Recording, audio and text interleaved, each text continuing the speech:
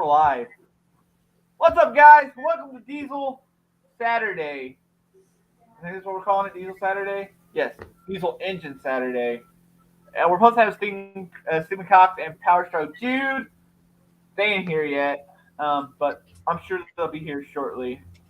It's gonna be a good show. We got plenty of topics. We're gonna do a question from the live chat, and we are also. Let me present myself for a second. We'll be giving away a set of my wrench holders tonight. Only in the United States. Shipping's expensive international right now, so we'll be giving away that too.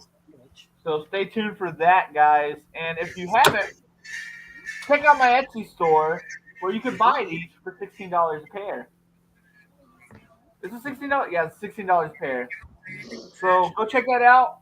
Go check out my Etsy store. I don't know if my link's below. Anyway, guys, let's go on to my co-host, Eleanor Rides.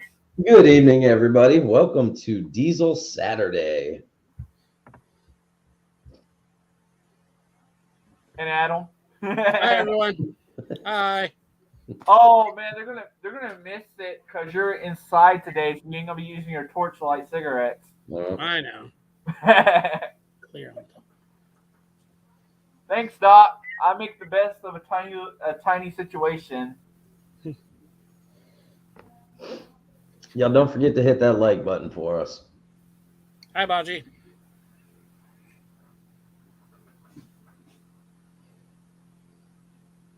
You could, Robert.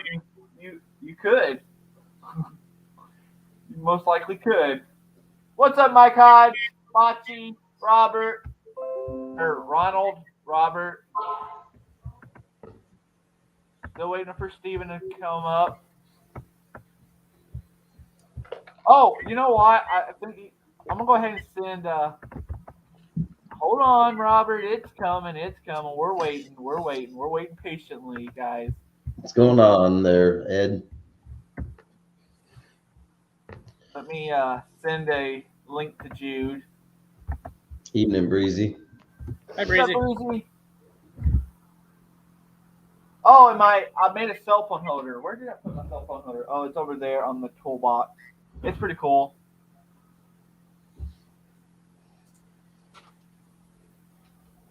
You're closer to me there, Mike. I mean, opposite end of the state, but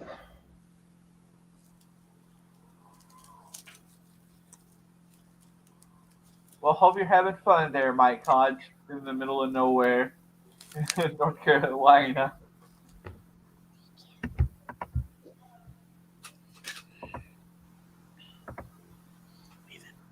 Yeah, I'm waiting for Steven.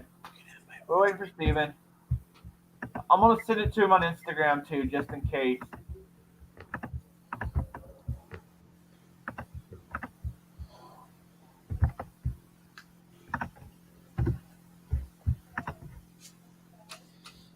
Hi, William.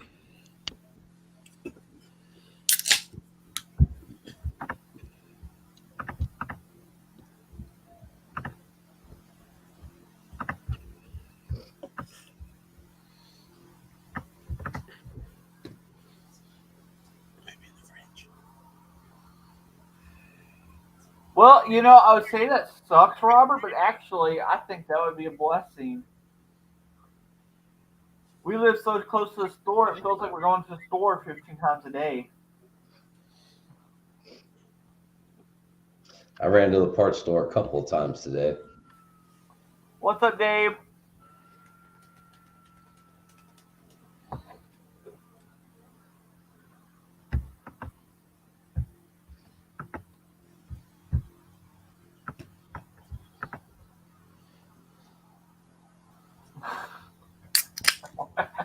Here it goes.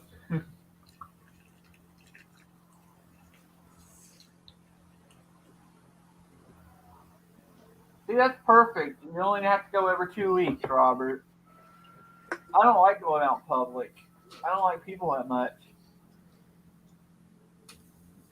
What's up, Jeremy? Hey, I know what Mermaid. you're thinking. Where's Steven? He'll be in, I'm sure.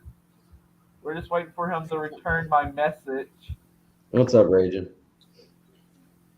I lost this number, so I might have to go get my phone and text Dustin to text Steven because I lost this number when I broke my phone on the 4-wheeler.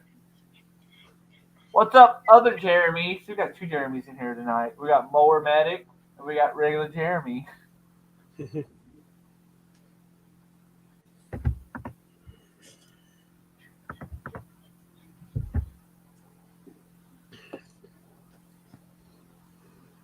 Where did I go today?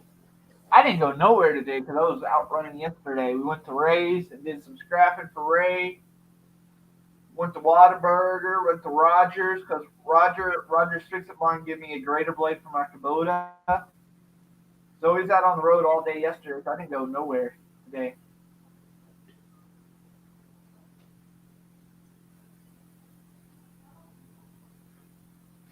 Oh God, here they go. We're going to argue the chat over Ohio. I guess Ohio's great as long as you don't live in the southwestern part of Ohio. You'll be okay. Chicago isn't good either.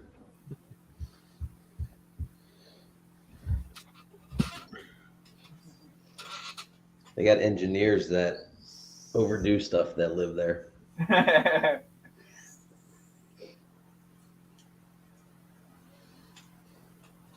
If they wasn't busy, they would be probably on here. What's up, Redline Gary? What's Hey, up, Gary. Gary? Yeah, they're running some sort of cables tonight in some business, Well, something or other. I was making fun of Ed. I didn't realize how short he was.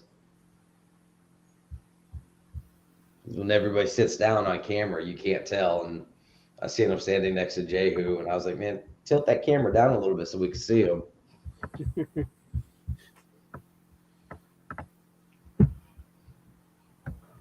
want to text Roger and see if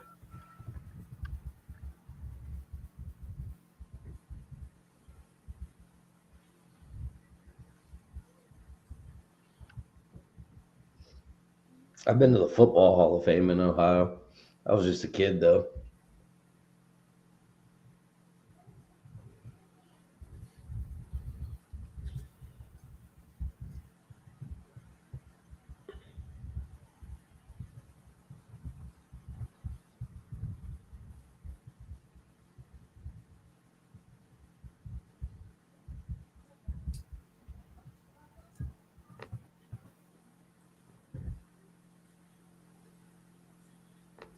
Oh, Bocce, you just kind of put me in the spot right there.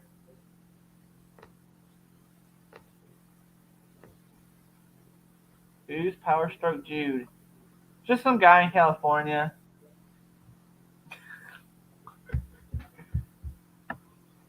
Oh, you mean PSJ? Well, I put Steven's name in there. It was hard to put both names in there, so I shortened it down.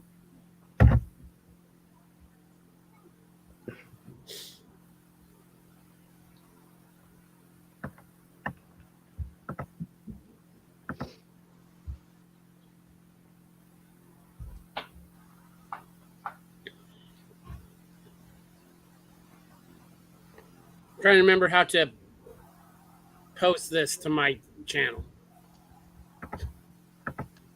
Just go and hit the share button on the main video or on the main live on the YouTube side, Okay. and you should be able to put. I think it's like create post. Let me move my YouTube side here. Okay, I got it. Gotcha.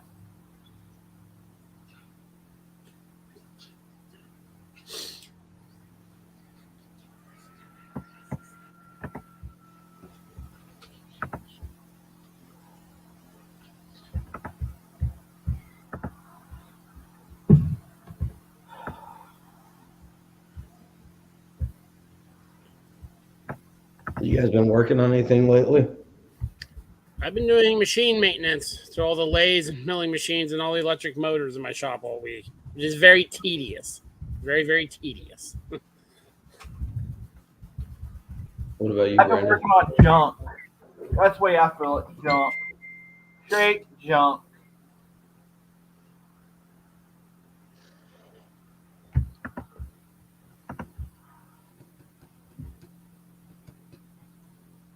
I got Dave's one. I've been working on Briggs and Scrapple now here. I got it going.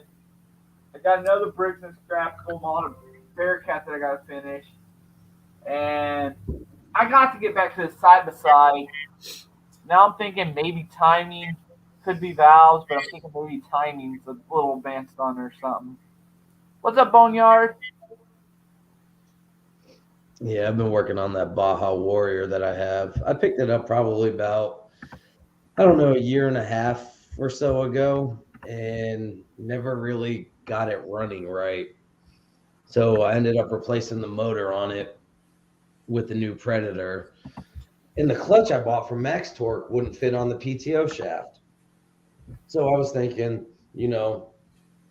it's a Harbor Freight engine, so that's probably where the milling is off on it. Compared to Max Torque, which is one of the best clutches for go-karts and mini bikes until you get into like actual race quality stuff. No, it wasn't. It was the clutch that was actually off because I took some 3/4 inch washers and they slid onto the PTO shaft just fine. So I had to take a Dremel tool and Dremel the inside of that clutch out to get it to fit on. And finally got it on, took it for a test drive. Almost crashed the mini bike into a patrol car from one of the sheriff's office. So my brakes went out on it while I was riding. The whole cable just snapped off from it. And I had my Crocs on and I was putting them down on the ground and it was just sliding like Fred Flintstone. Luckily, I knew the deputy and he just kind of looked at me like, what in the world are you doing? Like Next mini time, bikes. your luck. Next time it'll be like a state trooper or something that just don't care. Yeah, exactly. Put you in handcuffs and take you down.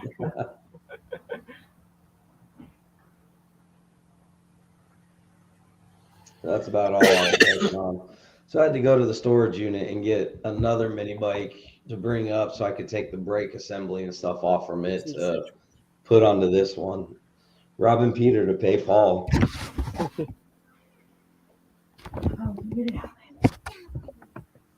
Eat the whole sandwich? Good boy.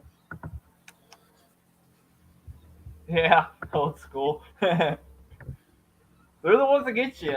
They got us for marker lights on our trailer. Our regular lights worked, but our marker lights went out on our way back. They got us for marker lights. They love to get people for license plate lights here. Yeah. Yeah, they're just big on speeding around here. They've been pulling. I live 10 miles from the Oregon border, and I don't know what they're doing, but every morning I go to work, they have 4 or 5 semis pulled over coming from Oregon. Well, hey, I'm gonna go grab my phone. I'm gonna grab my phone and text somebody. So I'll be right back. I thought I brought my phone out here with me, but I guess I All didn't. right.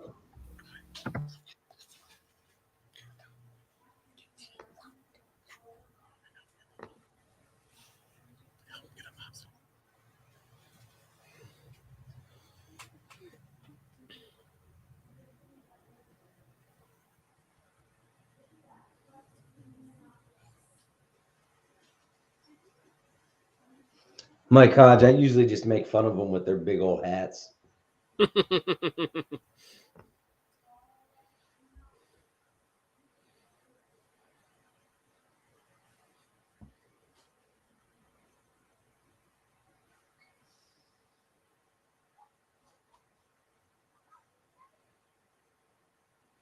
They're all good around the state around here are all good, but there's an auction that happens every 2 months, and some people haul some really sketchy loads out of it. So on pickup day, you always see 3 or 4 of them lined up ready to get people.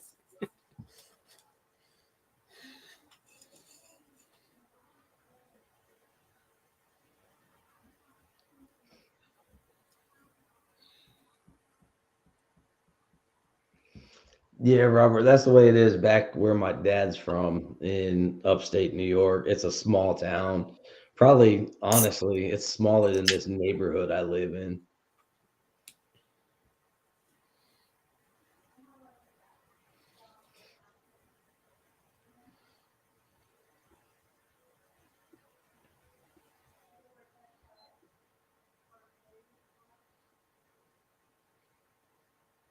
How much of that clutch did you have to grind out to make it fit on that motor? Just a little bit, because it would get about halfway on, and then you would have to try to beat it on the rest of the way, and I wasn't trying to do that. So Yeah. just enough to get it out. Just enough. Oh, yeah. So, what's up, CP? Brandon is trying to get a hold of him.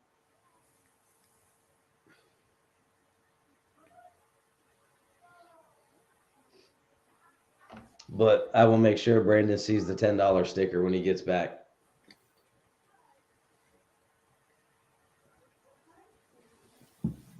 That it does, Robert. So I actually conned my wife into letting me get in some Awesome, stuff. CP. Thank you. We're waiting on him. I'm about to send a message now. So I pushed that clutch on to where it was tight. And then I told my wife I needed a set of pulley pullers to get it off. She's like, well, fine, go buy them. So I went and bought some. Yes, Ed, most female cops do have a huge God complex. That and short ones. If he's short and walks up, you know Napoleon Dynamite's coming out.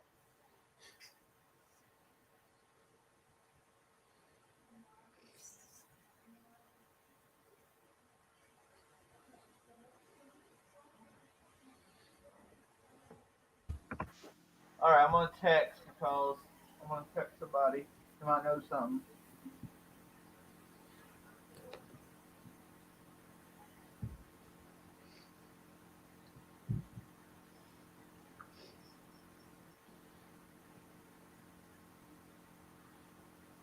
Ken, did you get that one mini bike? Was that from Home Depot or Lowe's? The one is from Lowe's, yes, that Axis mini bike. I've been thinking about getting one for my kids. I like it. I like it a lot, especially with that Springer seat on it. I don't know. I just like that carbon fiber look too, even though we smashed the crap out of the tank in that race.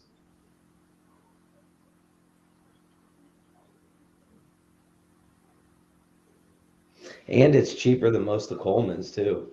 Even without the military discount, it was $799. And you go to look at a Coleman similar to it, and it's $1,000. So, and it's the same bike. Okay. A few subtle differences, but to me, it was worth it. I think I paid like $740 something out the door after taxes and the military discount at Lowe's. What's up, Tom? What's up, Tom? I'm halfway through a go-kart build for the kids, but I just haven't had time to finish it up. Once I get this Baja Warrior running right, that's the next project, one of the go-karts.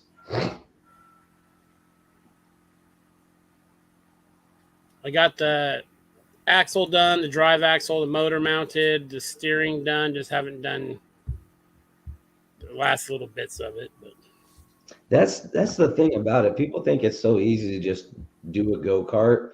The major stuff like getting the motor and everything, that's easy. It's the little stuff like hooking up the throttle cable and doing stuff like that. That's the tedious stuff that takes a lot of time. It does, yeah. So did my steering, because I made it all myself out of I used a lot of big rebar. That's the steering rods and all that.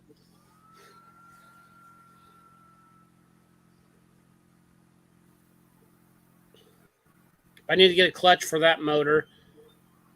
I put a 25 horse water cooled Kawasaki on it. I think the shaft is, I want to say it's 1 inch if they make clutches for that.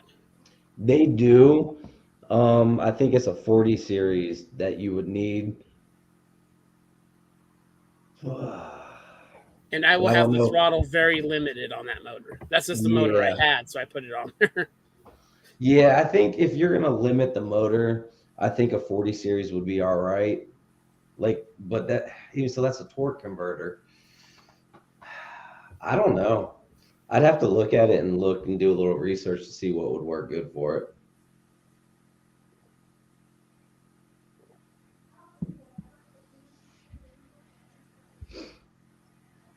ICP.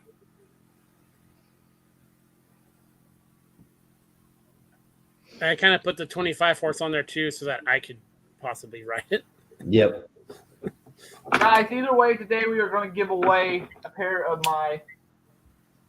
Gotta glue the other magnet back in. A pair of these soon, guys. So stay with us. We're going to give away a pair of my wrench organizers.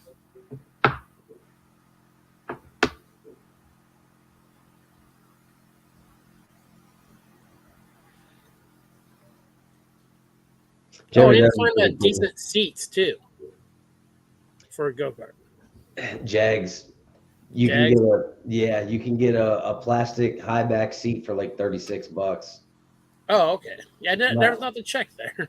Now that was a little while ago. I don't know if they still have them at that price point. Are y'all ready for this? Y'all ready for this? Are y'all ready for this? Y'all been waiting for him. Y'all been waiting for him. Here he is. Hi, Steven. Hey, I don't Steven. hear anything. Hang on. What's going on, bud? Back in the settings. Audio. Dang, I can barely hear anything. Mic. That's not it. Maybe I'll put my Bluetooth stuff in. Give me a second, guys. I'm sorry. I was fixing some plumbing at the shop and completely got sidetracked.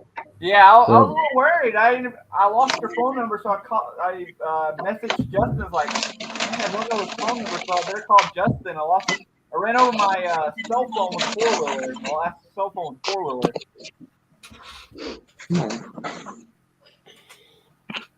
I need to grab my laptop charger real quick here.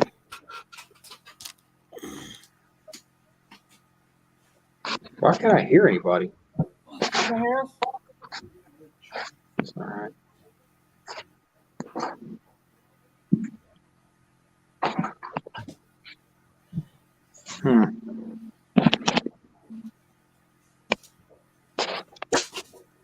You can put my Bluetooth. Let me. Y'all say something. Can you hear us now? I could barely hear you in my Bluetooth stuff. Really? Is it just Brandon let's try or one more all of us can't hear? Are we on YouTube? We are for like 20 minutes. The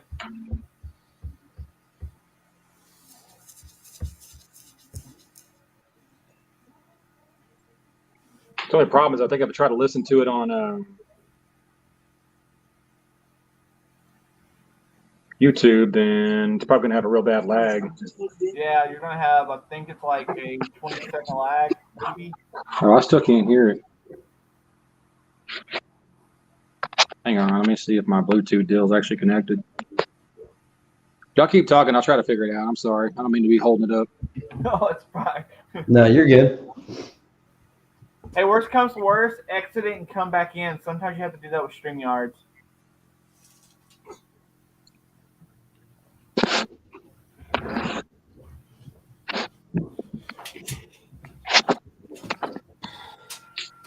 All right, so. Okay, charger found. No, that's a seat, Adam. I guess they've gone up in price a little bit. They're about $42 regular now. Do they have a steel frame on the bottom to weld into something? I don't know. I haven't actually ordered one from Jags. It's just what came on my Murray Kilowatt go-kart. So it was already set up. I'd have to take a look at it to tell you. Oh, yeah. I mean, if there's bolt holes, I can make my own frame. But... Yep. And you should be able to. Yes, it is. Yes, they are BW. That's what I use as a. I think they're supposed to have like 18 pounds of pull. Does anybody know who this YouTube algorithm is? In the comments. I've seen that.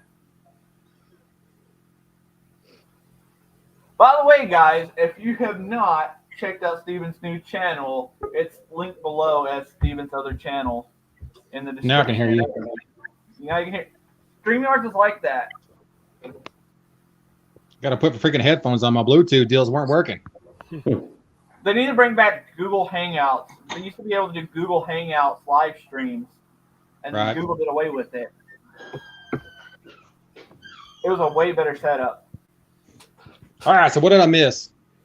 Not because we ain't got to the topics yet. Oh, yeah, I was trying to plumb in a bathtub and a shop sink. I mean, my sons were upstairs on the mezzanine, and we were moving around stuff. And Justin, good land, called me. He's like, "Hey, are you okay?" Said, "Yeah, I'm fine." He goes, "You're supposed to be on a live stream with Brandon like 20 minutes ago." I was like, "Oh hell, I forgot." And I set alarms and everything. Worried. I was like, Steven usually don't back out. If he's going to say he's going to be on a live stream, he's going to usually be on a live stream. He usually don't back out on stuff like that. Yeah, I try. All right, who else we got? LNR Riders, what's your name? So I'm Ken with LNR Rides. I met Brandon and Adam through just the small engine community. I mainly work on mini bikes and go-karts, and we're rebuilding a 95 Eclipse, so we're going to kind of dabble and maybe make a few videos on that as well. Nice. And then Adam, Small Town Machine Shop. I think I watch your videos. I'm pretty sure I do. I watch so many freaking machinists, though. I can't remember all the ones I watch. How are you tonight? Yeah, I just show the videos of what I'm doing pretty much day to day in my shop. So. Yeah. I like his videos where he just goes to these auctions and buys pieces of machinery and tools and stuff. I love those videos Adam does. There you go. Kind of like better. a Mr. Pete type deal. Yeah. Well, are we on YouTube? Yeah, we've been on YouTube for 27 minutes. All right. We got topics. What was the first topic? The detective's in the house. Uh-oh. Lawnmower detective. I told you, Gabe, I didn't do it. There you go. Uh-oh. Lawnmower I told detective. you, Gabe, I didn't do it. Pop out sheds.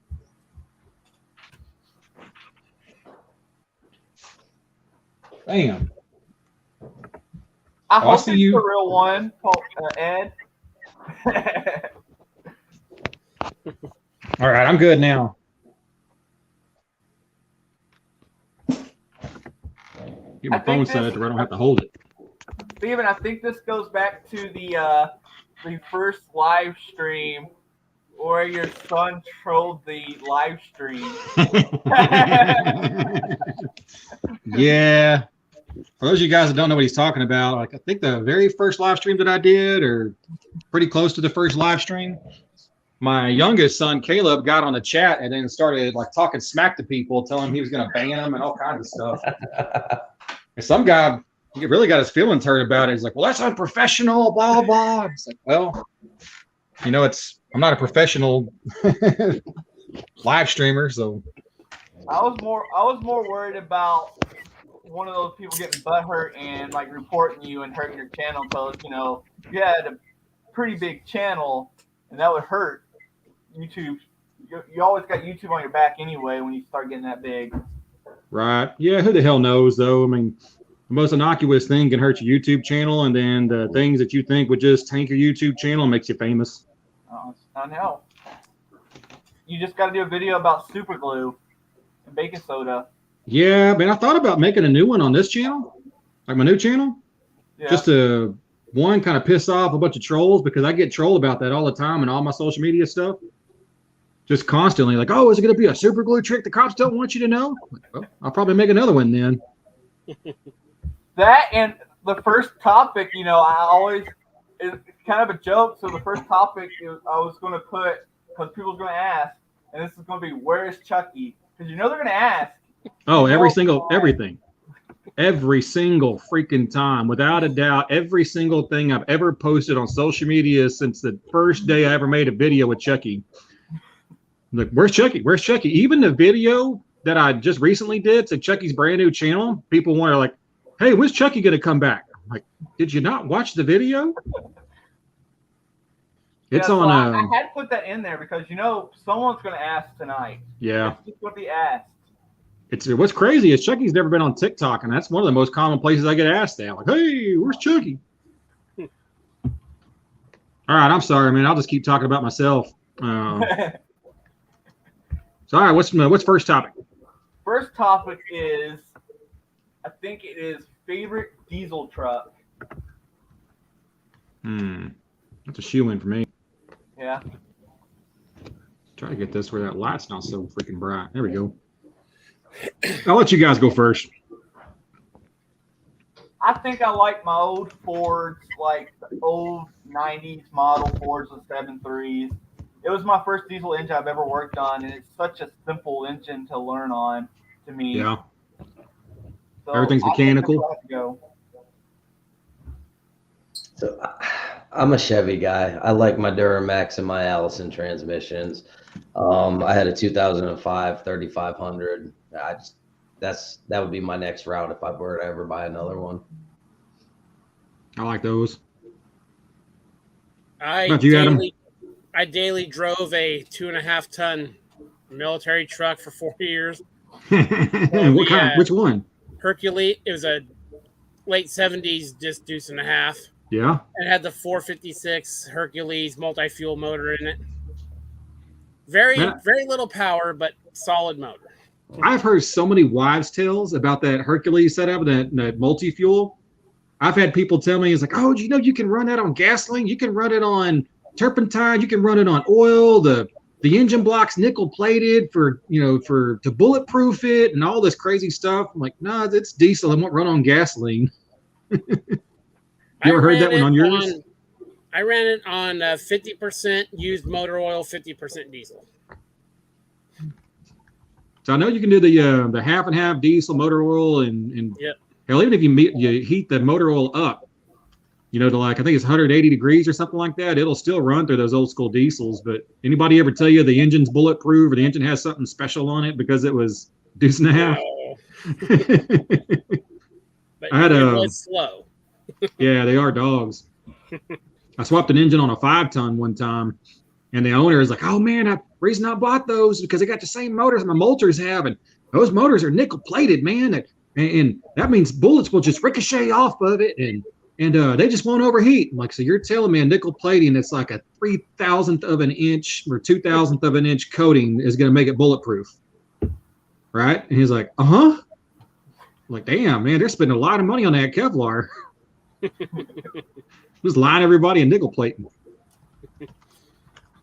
Man, mine is kind of if I was going to pick any diesel truck out there, it would be a bastard. It would be a probably 2003 to 2006 F350 with a Cummins, and if I could marry a Cummins to an Allison, then it'd be the perfect setup for me. Because Dodge can't make a freaking transmission to save their lives. Ford sort of sometimes gets it right. The Dodge pickups, they never can freaking figure out the the wiring on it and the plastic dashes. There's always wiring issues in Mopars for some reason. I like the Duramaxes, but for simplicity of working on them, those 2 less cylinders and all of them being in a line makes it easier to get to each side of it. Yeah. Although I think the damn straight 6-cylinder, the freaking 24 valve, my Dodge right now, I got a problem one head. I think I got a dead cylinder in it or a dying cylinder, one of the two. Oh, after you finally got the transmission fixed. Yeah, man, I go to start it up and it's just pop, pop, pop, pop, pop, pop, pop, and after it warms up for a while, it sounds good, but it's getting worse. So yay, more problems to deal with.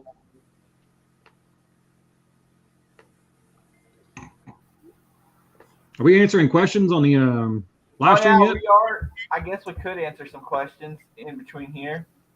Let's see. Old School Repair Shop. He's been a subscriber of mine for a long time. So hello. I just wanted to tell him hi. Sorry. Yeah, I think that's how I met Old School. Now he's been on several of my live streams. Yeah. Everybody's telling us their favorite truck. Oh, Dave wants to know if you still work on heavy equipment.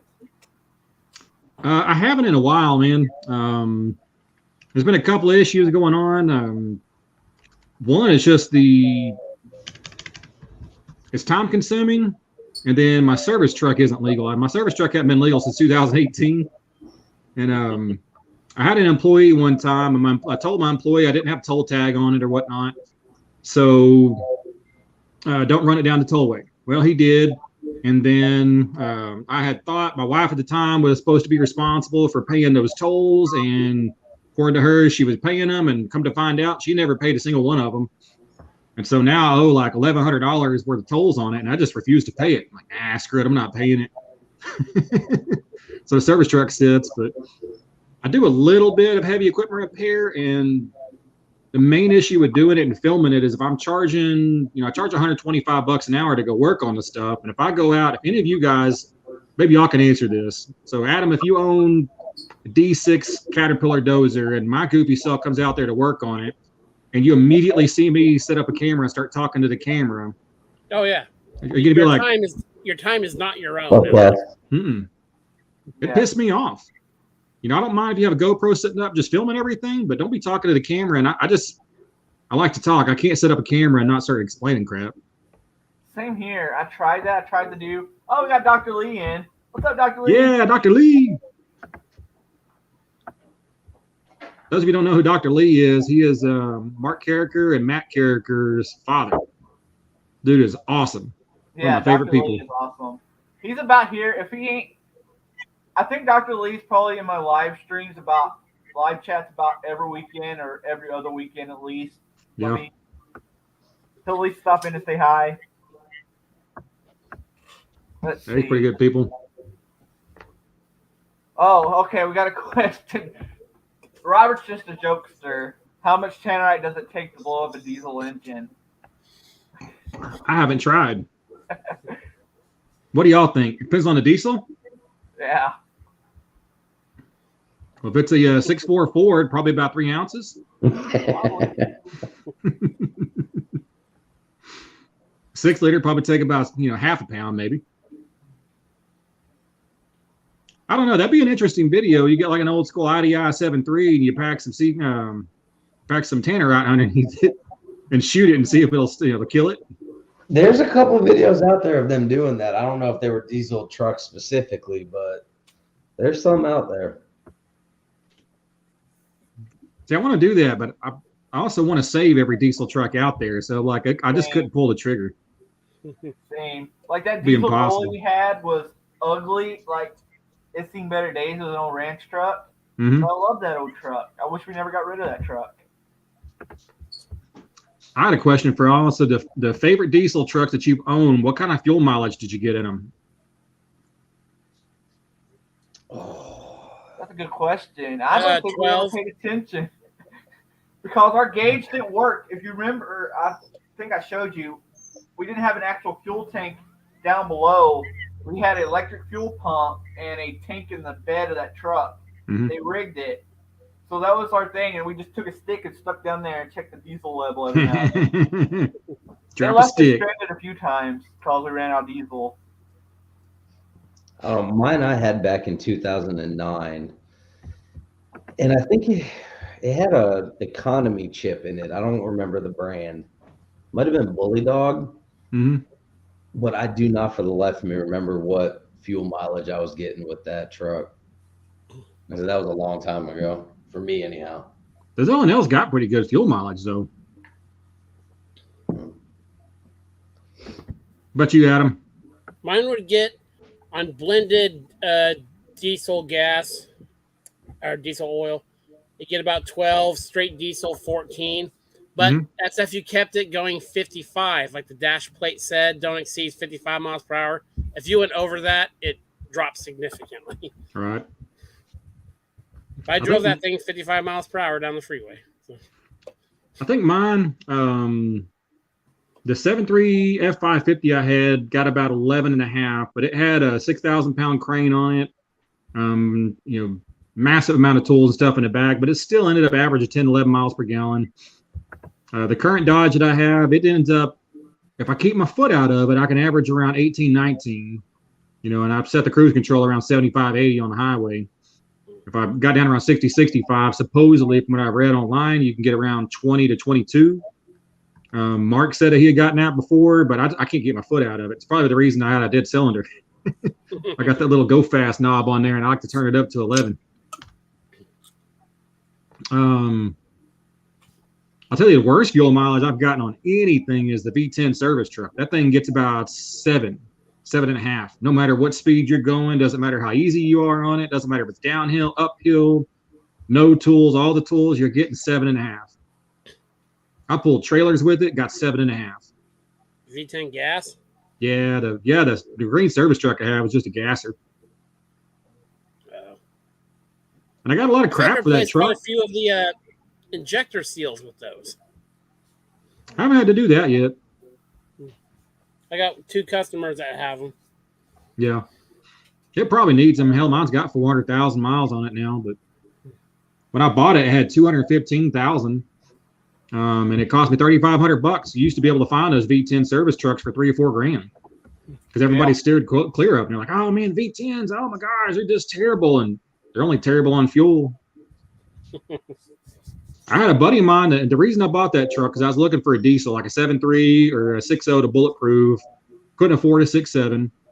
And he told me, he goes, look, man, call Ford right now and price out 8 injectors from a Ford dealer. Because I know there's cheaper places, but if you're traveling around doing heavy equipment repair, find out. It's going to cost you around $3,800 for a set of just the injectors from Ford.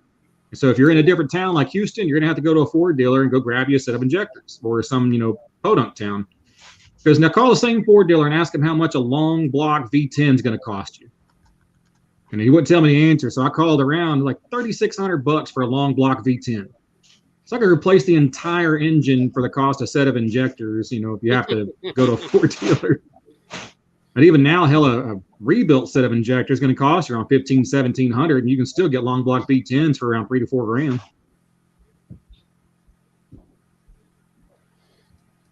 What you looking at? My brother-in-law's parents bought an RV with a V10 in it. They get terrible gas mileage on a big old RV with a V10. Right. Hey, Brandon, I forgot to ask you, where are you at? Are you back in Texas? Oh, yeah, I've been back in Texas. I'm still in. But are you in, Killeen? Because you moved for a little while and came back to Killeen? No, we went to visit Ohio. We thought we was going to move to Ohio, and then it didn't work out for us. So now we're back down here. Or we went up there for a week. We came back, and now we're trying to buy land. It's a hard time right now to buy, but yep. We're in kind of the position it's either buy or lose everything we got because everything we got just can't go in a subdivision. That sucks. They're just not. Are they forcing you out basically, like an HOA kind of deal? No, so I live on a main road, and they built a big old apartment complex like you see in Austin right next door. And then on up the road, right next door, you got all the gas stations. You got five coffee shops, including a Black Rifle Coffee, a Starbucks, a Dunkin' Donuts. We got all the coffee shops just on this road. And the owners are selling this property only like 1.9 acres, and they're asking almost $1 million for this property. Jeez Louise. And they're about to get it. And I think it's the apartment complex and the storage company that's about to buy this. It's some kind of development company out of California. Did y'all own y'all's place? Are you renting it, leasing it, or what? We rent it. Yeah, they're probably going to jack that price up something fierce, huh? Yep. What you need to do is just go outside and uncover a gravestone so they can't sell it. Right. Or find some Indian headdress. Horses out here. And that's what Dr. Lee just made a video about that. He's got that beautiful ranch down in Bernie, and people are just buying up all the property around it. And he could hold on to his property and be surrounded by, infrastructure basically. But that's not the reason he had that property. And I fully understand. But at this point, it's like, where the hell are you going to move to get away from everything that's not going to chase you? What's up, Theo? At this point, I don't know where you can move in Texas and not be surrounded by subdivisions. Like out there where Roger lives, I was just at Roger's place yesterday, and they're building out in the middle of nowhere. They're building a subdivision. Yeah. It's crazy. Yeah, they're doing the same thing to my father-in-law's house out in San Antonio. So I mean, he's out like literally. It's just pastures and ranches, and then boom, behind his house, there's a neighborhood going up. Right. There's still some property that you can get cheap, and people won't be out there. But man, you really have to like. My girlfriend and I just went and drove around. We went down to Utopia, the little city that I owned a property for a couple of years. Lived out there, and Utopia is still pretty bare. But even then, you know, it's close to San Antonio, and it's only 70 miles away from San Antonio and like 35 miles away from Uvalde. And both of those are just, you know, spreading out. So it's a matter of time. So you have to sacrifice, you know, not being able to get to anything. And then if you can't get to anything, how do you make money? Exactly. We found one property up there in Hamilton, one property in Gatesville, and then we found a few properties going back towards east that's right in the budget because right now we only got a $350,000 budget, which ain't a big budget in Texas anymore. No. Mm-hmm. Well, it's not a big budget here in North Carolina either. I mean, you go back to Eastern Kentucky, you get hundreds of acres for that, but there is no work there unless you want to work in a federal prison. Yeah, I've been there, done that. Ain't going back. If you've been there and done that, you got to tell us a story. I know you got stories. Oh, there's all sorts of stories. These are just not YouTube appropriate.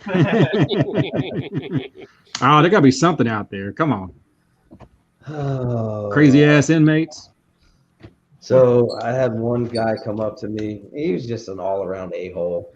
And I was sitting there eating my dinner at the desk because I was known as the OIC, the officer in charge. And I had the two guys out patrolling, and that was our time to sit down and do that type of stuff. He goes, I paid your taxes. And without skipping a beat, I go, no, you don't. Welfare doesn't pay taxes.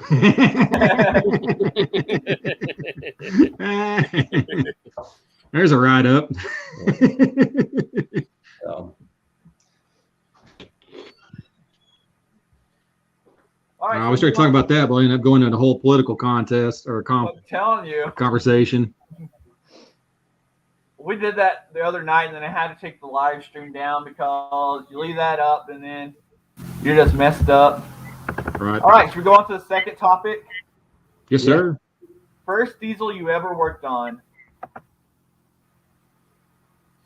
The only one I've ever worked on is that 3500 I had, and it wasn't a dually. And all I really did was like brake maintenance, oil changes, simple stuff like that. About you, Adam? Just the little 2 cylinders they put in some of the commercial lawnmowers is all I've ever really messed with diesel wise. What brands? Oh, what are they? Well, Yanmars or something? My tractor has a Yanmar. Oh, I forget. They're Japanese. Oh, Shiburas? I do know that. Is it Shibura, however the hell you say it? That sounds familiar. It's Shibura. They make them for Perkins. Perkins rebrands and puts Perkins on them, and then Perkins sells their version of the Shibura engine to Caterpillar, and then Caterpillar paints them yellow and puts a cat number on them. Then doubles the cost for all the parts. Of course, you got to. I mean, you got to have that 30% markup, or at least 130% at least. As soon as it turns yellow, it gets expensive. How about you, Brandon? So first one was my sister was dating a guy who had a diesel shop, and I went to work for him. He paid terrible, but it was on a 7.3 Power Stroke. I did a high pressure oil pump. I remember that day. And he didn't help me. I had to learn to do this by myself. Thank God for YouTube, right? Mm-hmm. Because I had to do this by myself. He sat in the office like while I was working, doing all this work, learning how to work on these diesels. He sat in the office doing nothing. He don't have a shop anymore. Let's just get to the point. He don't have a shop anymore. But I had to learn a lot by YouTube and message boards. But that was my first diesel, was a high pressure oil pump on a 7.3 Power Stroke. Is it me, or did your audio just go terrible? It went up and down. It might be well, mine it's completely glitched out. It sounds like digital. Y'all hearing me clear? Yeah, well, I hear you clear. Yeah, every time you talk, Brandon, I hear like a really bad. What about you? I forgot your name. Sorry, Eleanor. Ken. Yeah, no, I can hear him all fine. Okay, let me try unplugging something real quick. It might be my freaking Wi-Fi here. I got terrible Wi-Fi. Get in the hole. Okay. All right, try talking, Brandon. Can you hear me now? No, I can't hear nothing. I'm gonna back out and then log back in. Okay.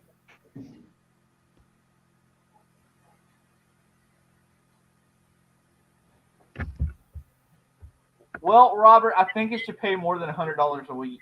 How about now? Yeah, that's much better.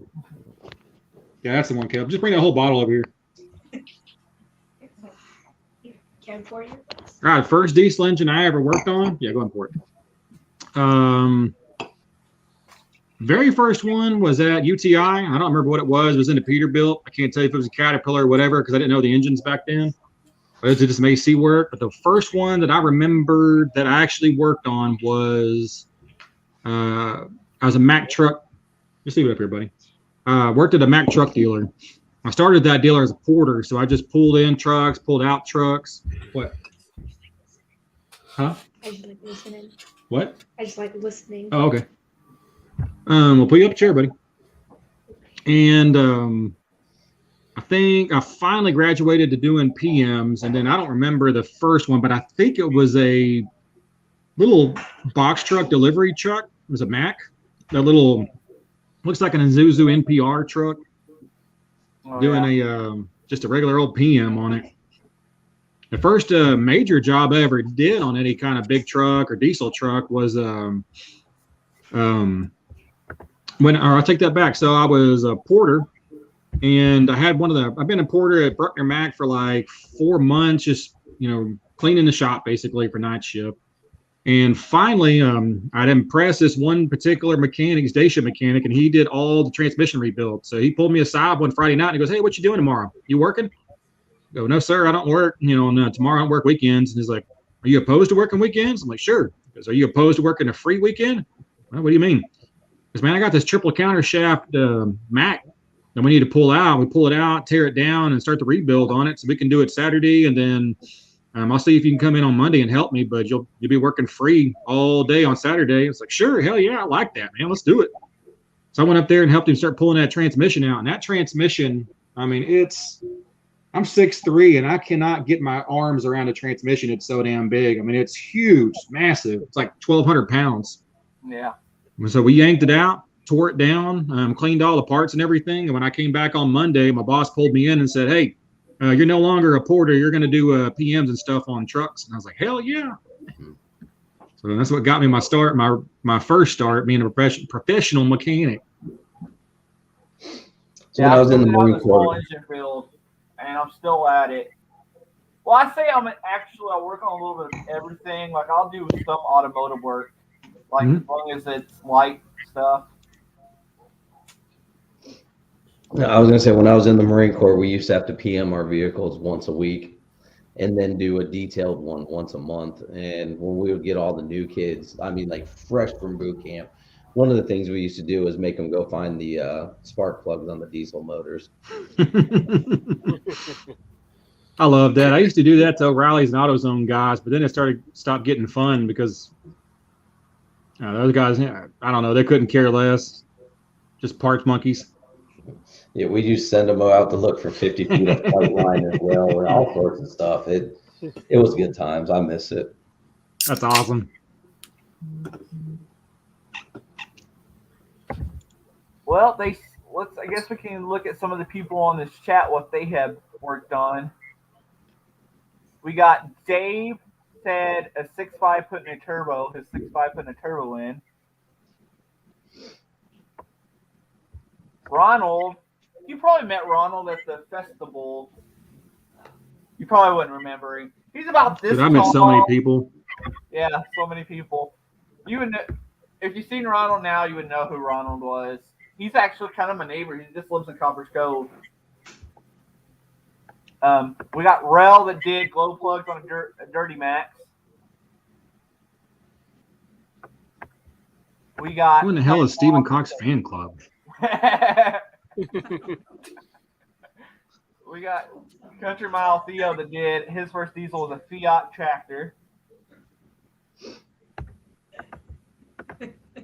Is that y'all? I don't think Susan's like, no, it's not. Do what, babe? Ethan just asked if it was me. I was like, no. I have no idea who the username Stephen Cox fan club is. Well, we'll leave them alone as long as they don't start posting something crazy. They'll handle it. Yeah. Old School was an International DT360. I think I've worked on the DT360 before. Oh, Jeremy, man, he said mine was a 24-volt Detroit 8V71. Oh, two-stroke. Man, I really want one of those. Just the engine. I don't want the engine in anything. I just want to play with it. And I think, wait.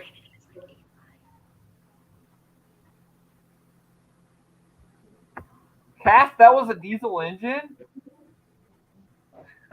Already. No, I think he's just saying that's what the first thing he ever worked on.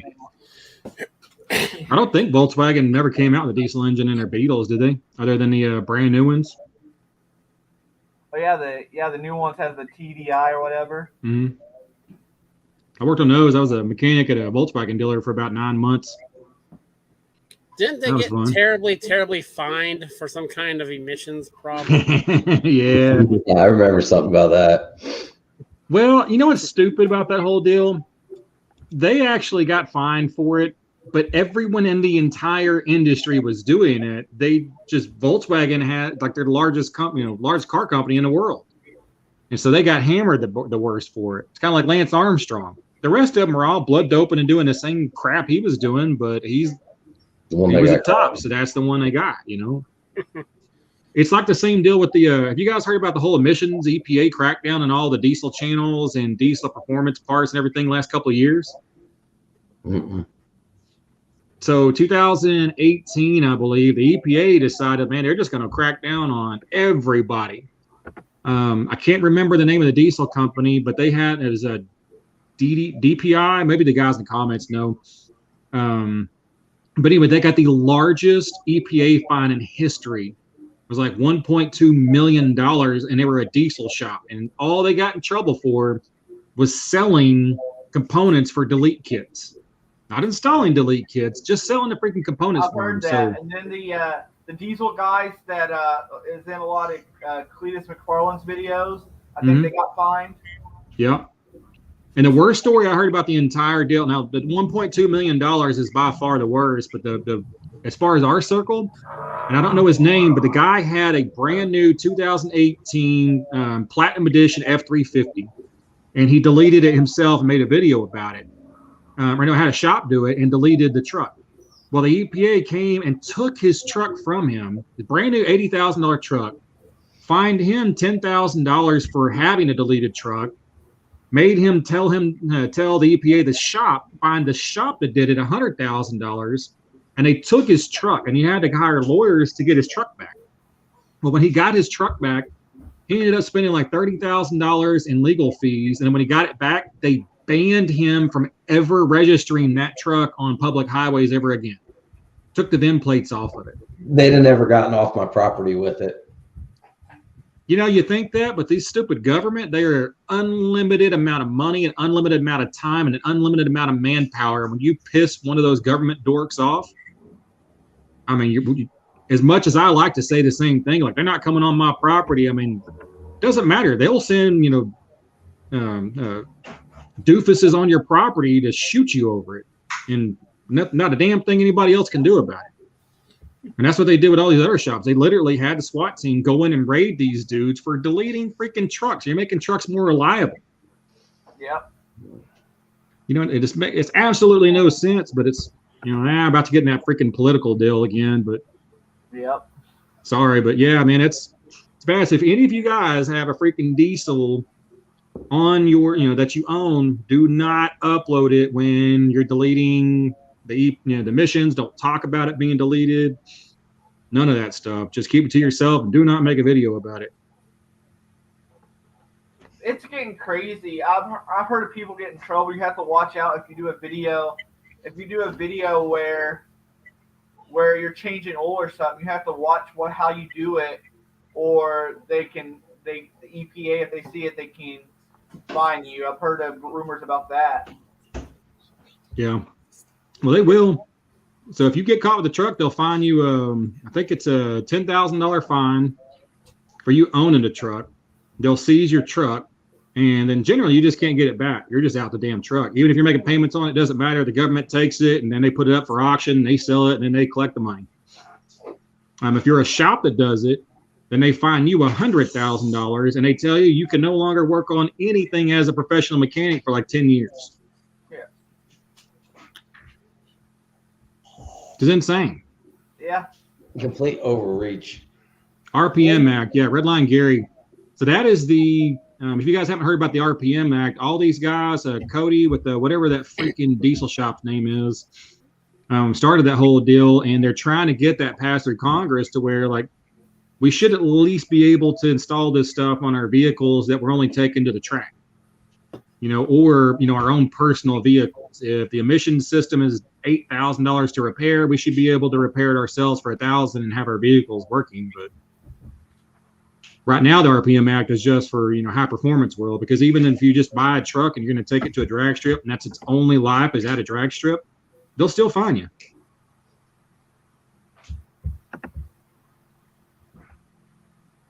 They done got me ranting and raving about the government, buddy. I think I know who that is. I think it's Eli. Oh, that's cool. I mean, it seems like Eli. I agree, Ed. I'm the same way. I like the old diesels anyway. To me, they're easy to work on. So, Dr. Lee, yeah, same for the for a 6.0 EGR delete. One, if you were to get pulled over with a 6.0 with an EGR delete, you would get a $10,000 fine and they would seize your truck, without a doubt.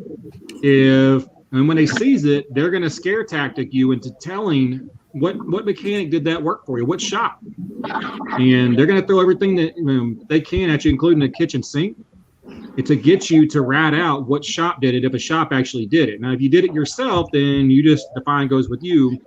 But what they do is like what they do with drug dealers. They tell you, you know what? Hey, there's a $10,000 fine. We can seize your truck, but tell us who did it. We'll waive that $10,000 fine, and we'll just go after that mechanic shop. That mechanic shop shouldn't have done anything. They're the ones that did illegal. You didn't know any better. And so you're scared at that point. You're like, well, hell, I don't want to lose my truck, because they're going after that shop that they can charge $100,000 to, and take over their shop and raid their shop and put them out of business and then liquidate all their assets. It's absolutely freaking crazy setup, and it's just a mountain of crazy freaking crap that the government pulls. And our government is not supposed to be a profit, for profit anything, but just like that case in point, if you're a shop that got caught doing that, they would liquidate every single item you have in the shop, all of your shop-owned equipment, your building, your funds, and that money goes to, right back in the government's pocket, be spent on other things, Yep. Newer vehicles and more salary. I can just imagine you got Jude over here, Power Stroke Jude. He's in California, so I can just imagine what he has to go through. Hey, Jude, yeah, what's it like in California with all this crap, the emission stuff and tampering with stuff and trying to get things running? Have you been on a tail end of any of that, or your buddy's been on a tail end of any of that? Yeah, well, no, I just stopped doing it. I didn't want to take any chances myself. You're right. It's just not worth it. But at the same time, we can't even order the parts. We can't get them delivered to us. If I'm looking for parts online, I can't get them sent to me. So I'd have to get them sent somewhere in Nevada or something like that to go pick them up. Or, if I had a friend in Nevada, I could send them to him, have them sent to him, and have him send them to me. But man, it's just not worth everything that can go wrong. Everything that can go sideways to do it. Ed with the $2 holler. Thanks, Ed. I couldn't imagine that, man. everybody knows like California's got to be the absolute worst in emissions and crackdowns, and they're famous for pulling some crazy stuff. Yeah, it's crazy out here, man. The bar out here for when it comes to emissions, they don't mess around. You know, every single emission part has to have a carb number if you want to pass smog. It's and they have smog the decoys or whatever you call them, the guys that go to the shops undercover trying to get smogs to see if a shop will pass. So no shops are very few shops are doing anything shady anymore. They do that here, but Texas is kind of weird. There's only 5, they call them attainment areas in Texas.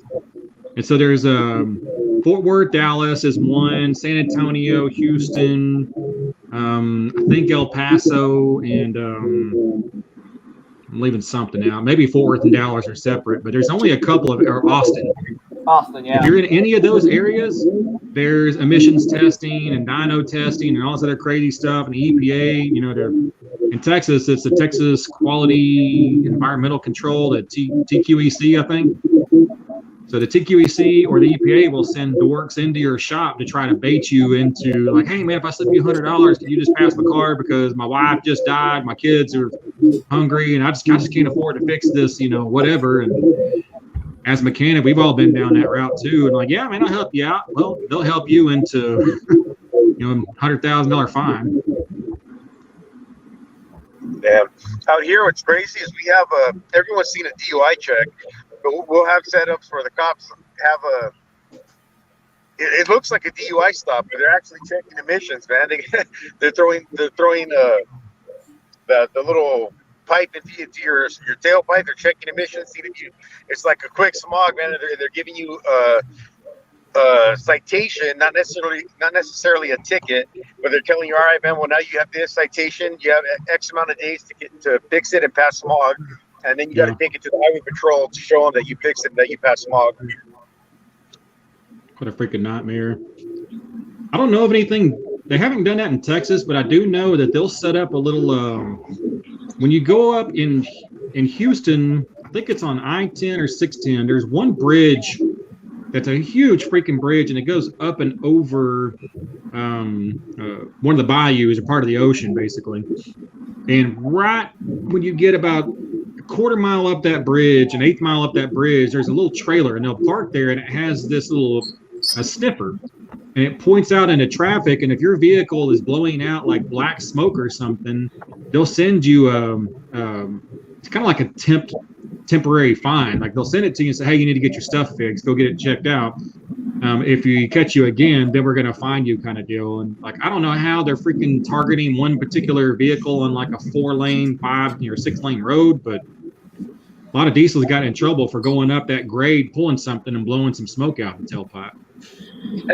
Yeah, man, that blows my mind the way the government works when it comes to that. It's, I don't know.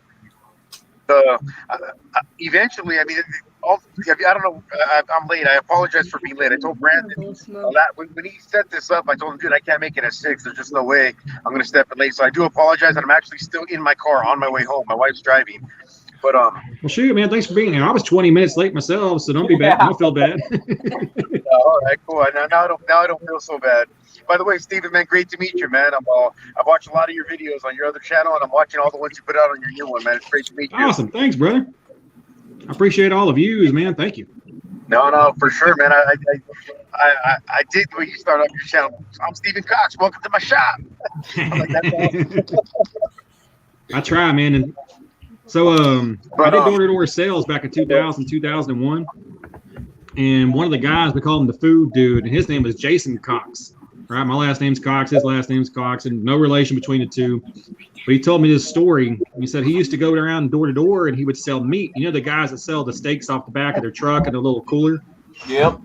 Those guys. And he said, man, there was this one cowboy, this little bitty skinny cowboy at the warehouse where we got our meat from, and he was just always freaking pants were always have that perfect starch seam in the front, always had a pearl white, just blinding white pearl snap shirt, long sleeve shirt, big old 10-gallon cowboy hat, and he said he always wore loose spurs. He said, you just knew where this guy was around all the time. He goes, I was having a really bad day one day, and he goes, I came out, and the cowboy came out, and he goes, Jason, what's wrong? He said, man, I can't make any of these sales. I can't make any of these sales. And the guy told Jason, he goes, enthusiasm is the key that brings the misty, distant future into the radiant present. And that's a quote from somebody else, but it always stuck with me. That enthusiasm on camera is like, man, it'll really make people watch your channel. Like, and it's tough because until you made a whole bunch of videos, you like when you first start a video, like you try to be enthusiastic, you think you're being enthusiastic, and then you watch yourself on camera and you're like, I'm kind of talking like this, and I'm kind of running tone and blah, No, blah, that's blah. true. I've watched some of my earlier videos, and I look like I'm pissed, and I'm like, what am I doing, man? I'm gonna be happy, get people to, you want to be engaging. Yeah. I struggle with it now. Hell, the last video I made 3 versions of that video, and I watched all 3 versions and be like, dude, I am such a sourpuss in that video. I'm like just monotone, and I'm like just angry and stuff. It's like, I can't do that. I gotta do something else. I gotta do that, kind of be like, I'm not normally like that. I gotta be more happy-go-lucky. And I don't know how many times I've freaking trashed a video just because of that. Yeah. Hey guys, last chance to enter #Diesel Saturday to enter the giveaway. We're about to do the giveaway. Hey, on top of that, man, Brandon, I want to add to your giveaway, man. If whoever you end up giving the prize to, it'll be the same giveaway with your organizers. I'm going to throw in the Power Stroke Jude deal from JD Tico. Nice. That's awesome. That's awesome, man. That is awesome. Y'all heard that? The Power Stroke Jude deal from JD Tico. If y'all don't know who JD Tico is, Jersey Discount Tools, he's probably one of the best tool dealers that I know of on the internet. He's got some of the best deal on quality tools. So, anyway, guys, what do y'all think? You think we go ahead and draw this, or should we wait a few more minutes? It's up to you. Hey, speaking of tools, though, I have a question for you, Steven. Yes, sir. How are your Harbor Freight tools holding up? I remember you picked up, but you said, I'm going to see how I think you quoted, man, I'm going to get some cheap tools, inexpensive tools, and I'm going to put them to the test. So how they doing, man? Still using them? Man, I really wish I would have kept up with that series, but I had a lot of other stuff going on, so I didn't. But with that being said, pretty much all of my Icon tools are holding up, but I have broke a couple of the sockets. And the main issue that I have with the sockets, like the 3/8 drive 1/2 inch deep, the 3/8 drive short 12 millimeter, 13 millimeter, I broke, and I broke them all by using an impact on them. So I got to say that. But the issue is like I can't walk into Harbor Freight and get a warranty on that one particular socket. They won't do it. They're like, no, you got to bring the whole set back. Yeah, that's what they are. They'll exchange the whole set. I think that's hilarious. Yeah. I think it's comical to me too. Like, kind of funny that you're talking about your 3/8. I don't know, man. You can tell you work on equipment, because they still use, fractional SAE. 3/8 would be using a 10 millimeter. Yeah. Man, hey Roger, I work on. So like right now, I have a 6-liter Ford or 6.4 liter Ford in there, and everything's metric on it. I'm working on a 12-valve Cummins, and everything's fractional on it. I'm swapping some fire truck engine-driven pumps that sit on the back of a brush truck. Well, everything on the engine is metric, but everything on the pump is standard, and every single connection in between the two is fractional. And so it's like, gosh, man, I'm still working out of that tool cart, and I need to get a damn toolbox because I just don't have any freaking room to hold everything. Hey, man, I did that tool cart you picked. You got the exact same tool cart I have. It's a nice tool cart, and if you guys aren't subscribed, have you ever watched Wrangler Star? Ever seen him? I've heard yeah, I used to watch him. Yeah. I have an off and on with that guy. I can watch him a little bit, but he's too much of a... Oh, that's awesome. CP Tool Addict, 1776. Harbor Freight sucks. That's my dude right there, man. CP's my dude. What's up, CP? So, Wrangler Star's last video, if you watch it, he bought it looks brand new, but it's a used Snap-on tool cart. Well, he paid $1,600 for that Snap-on tool cart used, and that thing is listing for $7,000 right now. Oh wow. And I'm like, it's this, this wide. Right, to get in camera, it's this wide and so tall, but it's basically a tool cart. I'm like, $7,000 for that damn tool cart. Yeah, that's too expensive. That's expensive. Gosh, when I worked at the city of Fort Worth back in 2006 to 2008, I remember looking at a KLR 1100, I think, and it was $11,000. I don't even want to look up what that thing's worth now. If that small cart is $6,000, but the reason I'm saying that is because I will buy 5 of those, cheap, inexpensive U.S. General Harbor Freight tool carts before I will ever shell out $4,000 for a freaking tool cart from Snap-on. It's just never going to happen. I'm never going to get the return on investment in that, ever. You could buy 15 of them before you get to $4,000. Yeah. You could. And like, hell, I'll buy, 6 of them, have 2 at the house and 4 at the shop or whatever, and not think twice about it. But there is, how's the new shop working out? Man, I love this shop. I got this shop about 2 years ago. The only thing that's not working out in it is, one, I'm actually living in this shop right now in the office space. I need more bedrooms. One from when my sons come over, they need bedrooms to sleep in and everything. And it's just not big enough. The doors aren't tall enough to pull in larger stuff. Oh, gotcha. The other thing I don't like about it is, like I said in my video the other day, like I'm just leasing and renting the shop, which is working out for me. But man, I really want to get to the point where I own the freaking shop. Oh, Speed Ranch, $50. Hell yeah. Let's go, Brandon. Well, Let's go, Brandon. Yeah. Let's go fix it. Do what, That's Brandon? awesome. When you change your name to Let's Go Fix It, dude, I was rolling. That's so awesome. Dude, I took a screenshot of whoever, and they left a comment in the video. I took a screenshot. My next video, I'm going to call them out because they said, man, I could at least got a call out for giving you your new tool, your new phrase. And I was like, man, yeah, I'm going to. I need to send that dude. Whenever I start printing out merch and stuff again, I'm definitely sending him some free stuff. Oh, that's cool.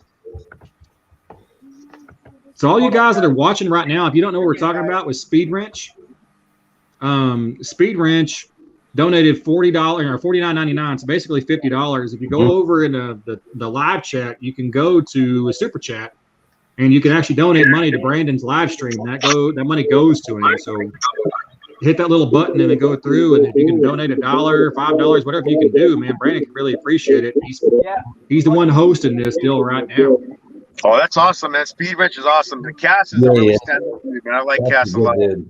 He's in Texas with you guys. Oh, is he? Yeah. He's in Trippin Springs. Okay. He pretty much owns all of Mexico.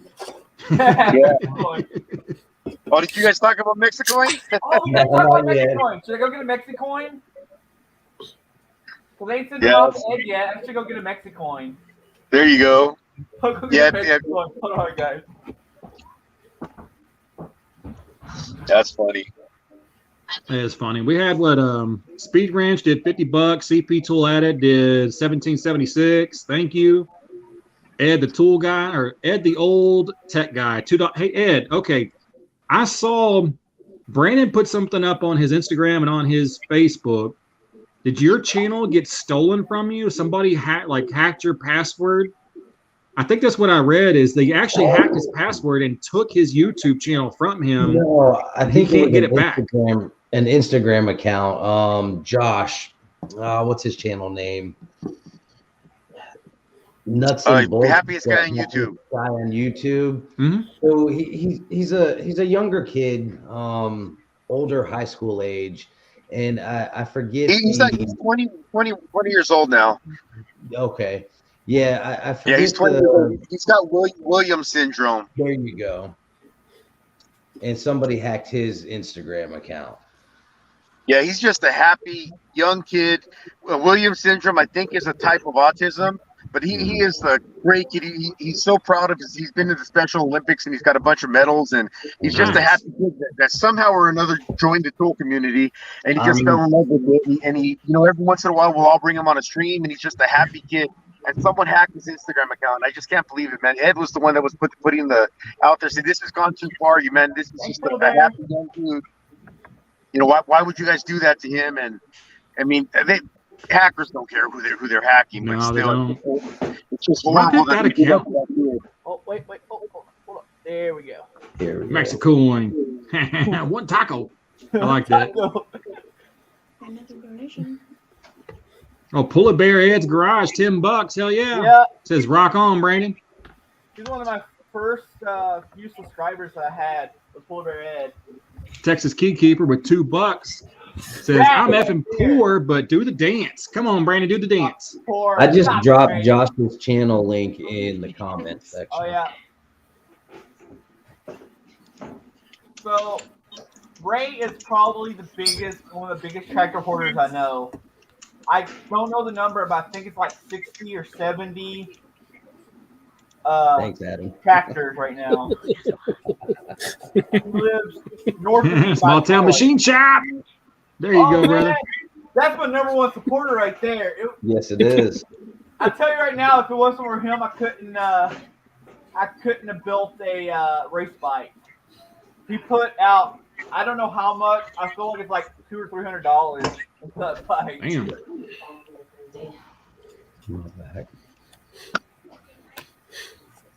I had a guy do that when I first started doing live streams back in the day. Man, he donated like $600 on a live stream, and then went over to Justin's channel and donated like, I want to say it was like $1,000. I can't remember what his freaking name was. He's from Sweden or something like that. And then he put a bunch of comments and he followed us for a while, and then just nothing. Not a single comment from him. Still subscribed to the channel, so I don't know if the dude died or what the hell the deal was. Hey, that's funny because when I think about that sometimes, because I have people who will comment regularly on my videos. Just really, you can count on their comment, on their like, on their thumbs up, and then all of a sudden you don't hear from them. And you're like, what happened to them? Did I stop making content they like? Did they just disappear? Yeah. So I don't know what happens. I don't know if they just stopped making comments. Maybe they passed away, they moved on, or sometimes YouTube will just they leave you subscribe to something, but they stop putting people's updates in your feed. Yeah, it happens. And that happens a lot. It's happened to me. It's happened to Justin. It's happened to Brandon. Yep. They take your sub counts down too, though. They'll take your subs away, and people have to come back and resubscribe. Yeah. When you say Justin, are you talking about Justin Dow? No, Justin, the good of the land. Yeah, buddy of Oh, mine, okay. my best friend, Justin Goodland. Yeah, no, I'm familiar with his channel too. That's where I met Brandon first time as the first Go to Land Fest, wasn't it, Brandon? Yep. The first Go to Land Fest, Brandon came out there, freaking helped us all damn day for free. Didn't ask for I've been nothing. there. I worked there with Justin. I worked there for over a week, I think. Me and Roger. Yeah. And then the second Go to Land Fest, same thing, man. It was, Brandon, Roger, and there's a handful of people that came out there and just donated their freaking time for free. It was awesome. I was hoping Justin would do another Go to Land Fest, man, but he's been just slam busy with work. Actually, Hey, I like your video. I like your video the other day. Speaking of people disappearing, I like your video on. Hey, everybody, this is Chucky's channel. This We is were where talking he's about at. that earlier, man. Every single avenue of social media that I have, every single one of them, every time I make a post, hey, where's Chucky? Oh, that's awesome, but where's Chucky? I'm like, gosh, dang, man, I wish I could do one freaking video where people recognized me and not on Chucky's coattails. Good job, buddy. I haven't had anybody else. Well, maybe one or two people ask me where Steven is. I figured that was going to happen. I told everybody all the time I probably wouldn't have hit 1,000 if it wasn't for Steven. No more one. Man, I do what I can. You'll see what my son did. I guess he doesn't want me drinking anymore. Freaking padlocked a pair of channel locks to my wine glass. That's too funny. Hey, Brad, what was the next topic? We had some more topics to talk about, didn't we? Next topic: must-have tool for diesel that you can't live without when doing diesel work. Oh, I know this one. Go for it. The very first tool I can suggest anybody get if you're working on any newer diesel past 96 is any brand, any color that you want, a little ELM 327 device off Amazon, a little OBD tube plugs into your port, and it'll connect with your phone, either Bluetooth or Wi-Fi, and a Torque Pro app or whatever, car gauge app, or there's a whole bunch of apps out there, but hell, for Torque Pro and that little bitty ELM 327 device, for about $20, you can have a fantastic scan tool. You can read data, you can delete codes, you can read codes. Some of those programs have a sort of a bidirectional capability with them to where you can control some stuff. I like the first one. You can even use it as like a little screen monitor where you can set it up and you can read data that your gauges are not putting out, like transmission temp, transmission pressures, things like that on the new stuff. Yeah, scan tool is absolutely a must. I 100% agree with that. And it's such a cheap little deal, man. I tell everybody, like, just buy it. It's like $12 on Amazon. The little blue one the little bitty tiny blue one is the one I always buy. But buy it, plug it in your OBD2 port, leave it connected. If you got an Android, download that Torque Pro app. It's Torque, and then pay $4.99 for that Torque Pro app, and then get your gauges set up. And then, man, you've got a one incredible freaking scan tool that can read almost 100% of the data that you'll ever need to read to diagnose anything. And that'll by far get you freaking started. Hey, guys, I just pulled into the house. I'm going to jump off, then I'm going to jump on my home computer. Give me a couple minutes. Okay. Yes, sir. Yeah, if any of you guys don't freaking have that, man, if you're kind of wanting to play around and kind of learn, what your truck's doing, even if a gas vehicle, doesn't matter if it's diesel or not, get you that freaking, that little OBD tube dongle. It's called an ELM 327 device on Amazon. Yeah. Dirt cheap, and start playing around with it. I knew a guy who had one permanently put in there, and he had it hooked to his in his screen of his radio. Mm-hmm. So he could look through his radio. Yep, that's a real popular thing to do too. I love it. It's so cheap that I give them away all the time. If I'm working on a customer's vehicle and plug it in, and they're the type of customer that likes that stuff, I just tell them like, I'll just put it on the invoice, $12. Buy another one. Show them how to use, show them how to set it up. Ray said he don't think it would do much good for him. It's because he's got like old diesels. His stuff's old. He likes the older stuff. Right. If you're doing a mechanical diesel now, it's not going to help you at all. 96 and newer. Adam, do you ever mess around with anything like that? Do you ever do any kind of diagnostics on any diesels or use any scan tools or whatnot? No, not scan tools or anything like that. But what I do have that I use on diesel mowers all the time, I rigged up a weed sprayer with the fittings that plugs into the back of the injector pump. Mm-hmm. So if there's diesel lawnmowers are notorious for air leaks in the diesel system.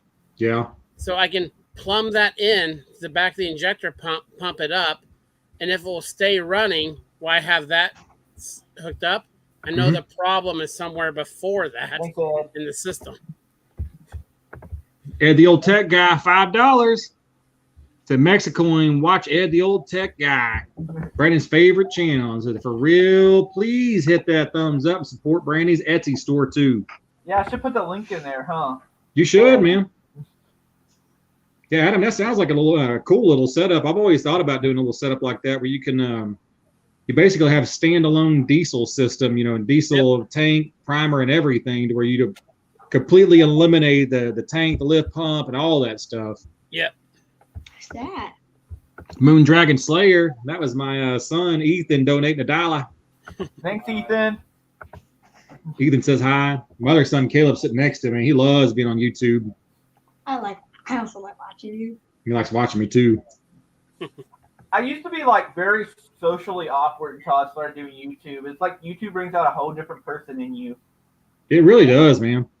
I'm But way it's more nice though, because like we get to have conversations like this. And if you ever get to go to a like a YouTuber event, even at a small event, large event, doesn't matter. You get to be around people of like-minded people. You know, in mechanics, we all have the same kind of mindset. We get around each other. We all start picking each other's brains, and you're like, hell yeah, man, this is some of the best conversations I've had in a long freaking time. Everybody else seems like they're retarded or something. I don't know what the deal is. It was like that mini bike event with Redbeard's Garage and Cars and Cameras. Mm-hmm. That was a good time. Man, I wanted to be there, Brandon. I'm so sorry. I told you I was going to be there too, and I didn't make it. Well, maybe the next time. I'm not doing one this year because I got to put all my money into putting towards building a shop once we buy a property.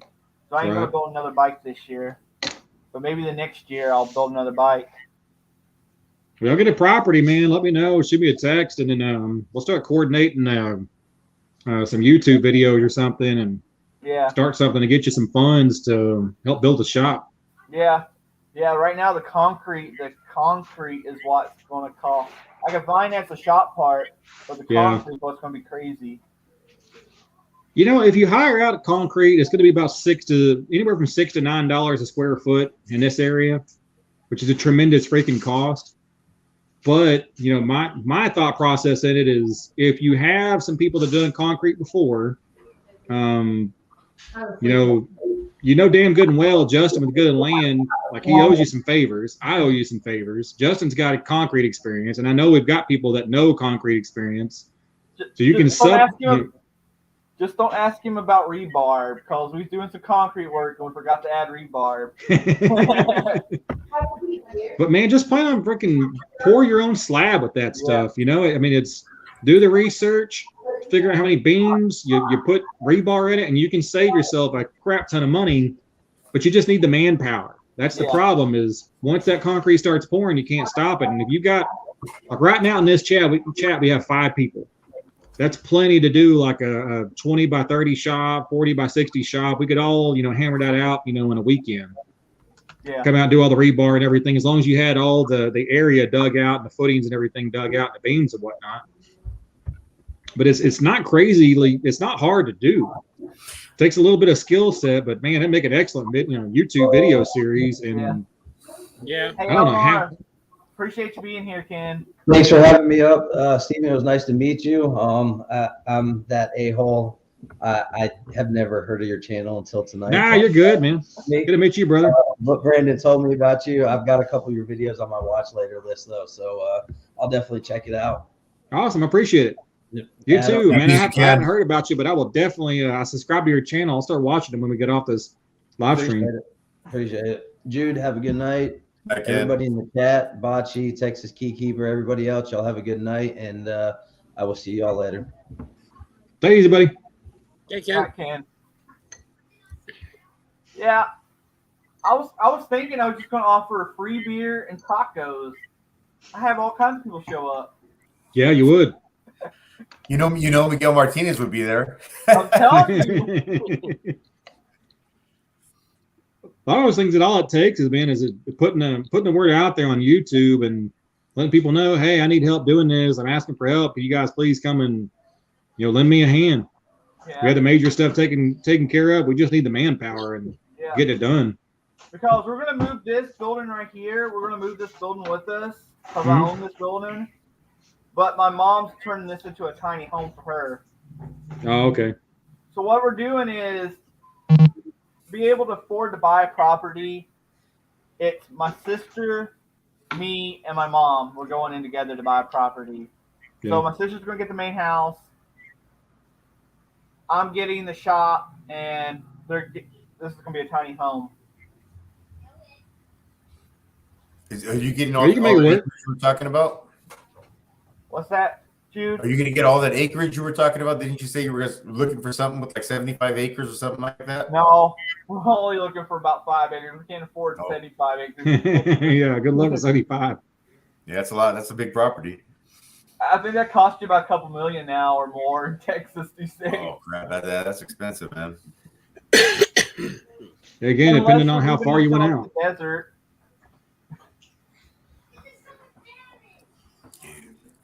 You've been at that shop 2 years now, Steven? Doesn't seem like that long. I remember when you got there, but man, it's been a long time. But you haven't really done videos for a while, so I guess time does go by quick.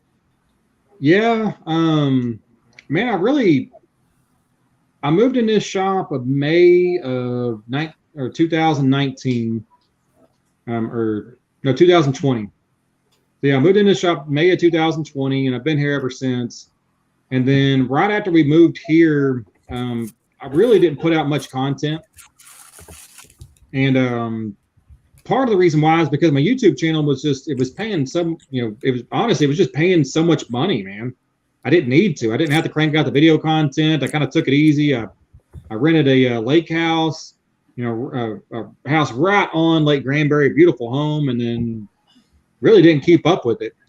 And then after that, I had a bunch of other issues go on. And then this last year, 2021, like I sporadically uploaded, but every time I uploaded, I was getting basically upset uploading because I knew that if I, everything that I was uploaded was going to have to be split, and I didn't like the idea of that. And so I kind of kept up with it to keep the YouTube channel up until. So I had to keep uploading enough content to keep the YouTube channel viable. So I wasn't going to be, how can I put that? I wasn't going to be sequestered later asking about, oh, well, since you didn't put content up, then that's detrimental to your channel. And there's somebody else that gets half the income from that channel. So you cost them money. And, so it was just like a kind of a real crappy situation for me. And then until I got my mitigation and everything with my ex back in October, and even then I still kind of waited around in 2022 because I didn't want to create a new channel and it be part of the deal. And it's just been a nightmare. Well, I'm glad you're straightening stuff out, man. That's good. Shoot, I hope I am, but it's not really happening right now. I can't go into details. My sons are in the other room and they watch all my YouTube channels. No, I understand and stuff. Man. So it's one of those, like, I can't share a lot of the things that go on with that whole situation because it's just, I don't look at it. It's not right. They're watching my stuff. They listen to me. And at the end of the day, that has nothing to do with them. They don't want to hear that. I'll tell you guys my personal experience from that. My mom and dad got divorced when I was in 3rd grade. And they freaking trashed each other constantly. I mean, just bad. My dad wasn't paying any sort of money at all to my mom. My mom was struggling. My mom hated my dad. My dad hated my mom, kind of deal. And they had a bunch of weird stuff going on in the meantime. And I remember every single one of those, them saying that. And it went on until I was in about 5th grade. And as soon as I was in 5th grade, I remember driving down the road with my mom. She came and picked me up from my dad's house. And we go back to my mom's because I was living at my dad's and I was seeing her every weekend at the time. And she just starts trashing him, man, just blah, this. And she gets done trashing him and she gets that little break in conversation. And I go, Mom, I don't ever talk to me about my dad that way ever again. Don't talk about my dad that way. Don't tell me anything about my dad that way. I don't ever want to hear it. Just shut your mouth. Being in 5th grade. And she completely shut down. And I thought she was going to beat me with a flip-flop. And she didn't. And then she got real quiet, and that was the last time she ever said a negative thing about my dad. And when I said that, and then immediately when I went back to my dad's, he started trashing Mom for other stuff. And I told my dad the same thing. I was like, "You're not going to talk about my mom that way. You need to stop that. You need to knock that crap off." And my dad did the same thing. He's like, "You know what?" And he always called me Stevie. And he goes, "Stevie, I had no idea what I was doing. I didn't realize when I was venting to you that that's your mom. That's always going to be your mom." And I remember that. And with my sons, Ethan and Caleb, it's I'm not going to go on YouTube and explain, different things that have gone on and different things that are happening. I could tell you guys right now, I'm definitely 100% not through the worst of it. There's all kinds of crazy stuff going on in the background though that I got to deal with now. But at the end of the day, I'm just not going to share that in any light that my sons can hear it, and yeah, don't blame it's not their burden. That's just being a stand-up dad right there, man. That I accommodate you for that, man. That's awesome. Well, thank you. I'm sorry, Ed. Can we do the giveaway real quick? Yeah. Okay, we'll do the giveaway real quick, guys. Sorry, I know some of y'all are getting late on the East Coast.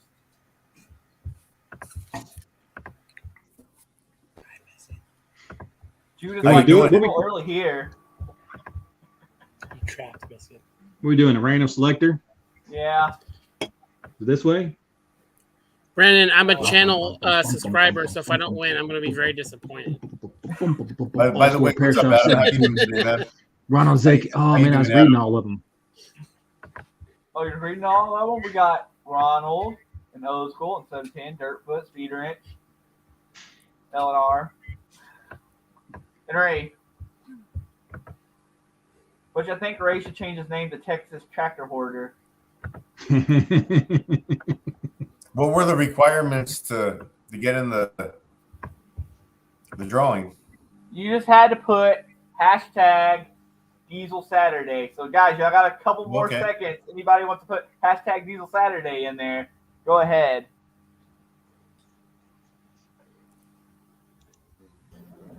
A few more seconds. How many more seconds? Like 20? Yeah, go ahead. 20 seconds. 20, 19, 18, 17, Hurry up, 16, guys. Hurry up. 15, 14, 13, 12, 11, Oh, we got CP. I'll add CP to the list. 10, 9, 8, 7, 6, 5, 4, 3, 2, 1. Happy All New right, Year. guys. Wait, were we on the? Okay. And let's go. Let's go, Brandon! Old School Repair Shop. Yeah, there you go. go. Nice. Congrats. Congratulations. Old School out in West Virginia. What's up, dude? Congratulations. Yeah, man. I swear. I you know what? I've got his address already because I've sent him something before. Yeah. Every time we do a live stream with you and we do a giveaway, he always wins. Yeah, I gave him the Monster Mobile Coffee Cup. Yeah, Larry, send me your address. What's your address, Larry? His name ain't Larry, but there's a joke behind that. All right. Oh wait, that's Congratulations, Old School.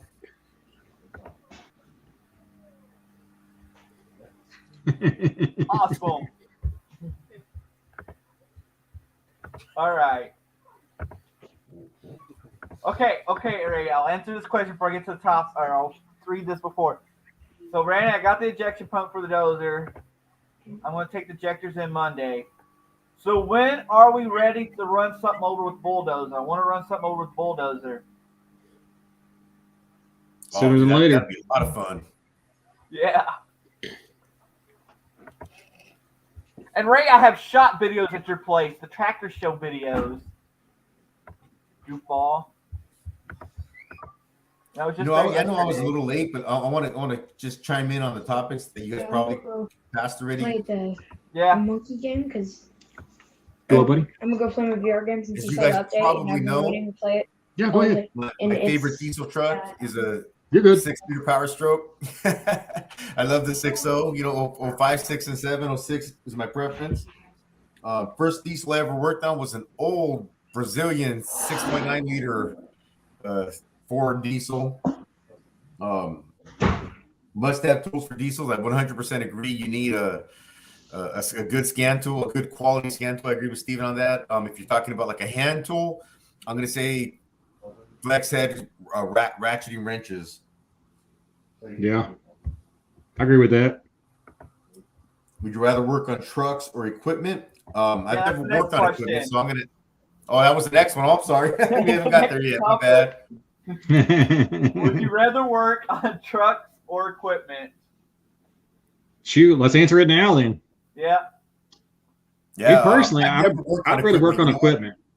You like equipment? Do you consider oil rigs equipment? I'm sorry? Would you consider the oil rigs? Is that considered equipment? I would think so. I haven't worked on any oil rigs.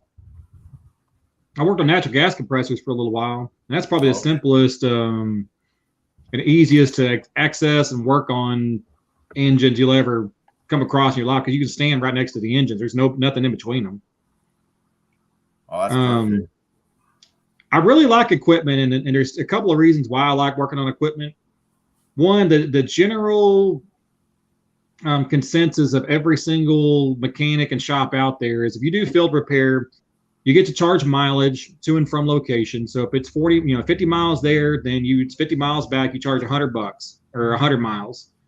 And you charge whatever your charge mileage. I charge $350 a mile, so that'd be $350 for me. So one, it right off the bat, that gets rid of window shoppers for equipment, mechanics. I don't know how often do you guys they'll bring something into your shop, you give them a quote, and they're like, oh man, my uncle, he's a certified master mechanic, and he'll do it for a quarter of that. You're crazy. And so you get this freaking job in your shop, and then you spend hours of time in it, and not just hours diagnosing it. You might spend 2 hours diagnosing it, and then another hour and a half looking up and calling about stupid parts. And that happens all the time. In equipment, that doesn't happen. You get paid to go out there, the guy that knows, and at the bottom of the line when it comes to equipment, the only thing they generally care about is, I need my machine back up and going now. I want it as soon as possible. We're overnight and stuff. Get your ass out here. If you charge me $350, $350 a mile, $125 an hour, you'll come out on a Saturday at 1 o'clock in the morning, work my stuff. Fantastic. I'll have you a check on Sunday. That's in the similar situations, not with equipment, but with trucks. But I've worked in fleet centers, and I've worked just on the auto side of a dealership. But when you're at a fleet center, man, those trucks are money. When you're working on a fleet's truck, they're losing thousands of dollars a day for that truck to be down. So they just want to get it diagnosed and get it fixed. To them, the value, I don't care. They'll pay the money to fix it, and the value in paying the money to fix it is that you fix it right. And then being that I do mobile work as well when I go out to work on trucks, but I never thought about charging for the miles. Usually I just charge a set price, depending on how far I'm going. It's usually about $50 to $75 to go out there, and that's my travel fee. And then I'm not as expensive as the dealers, but I'm not cheap either, because I tell them, I said, you know what, you're getting a certified Ford mechanic fixing your Ford truck.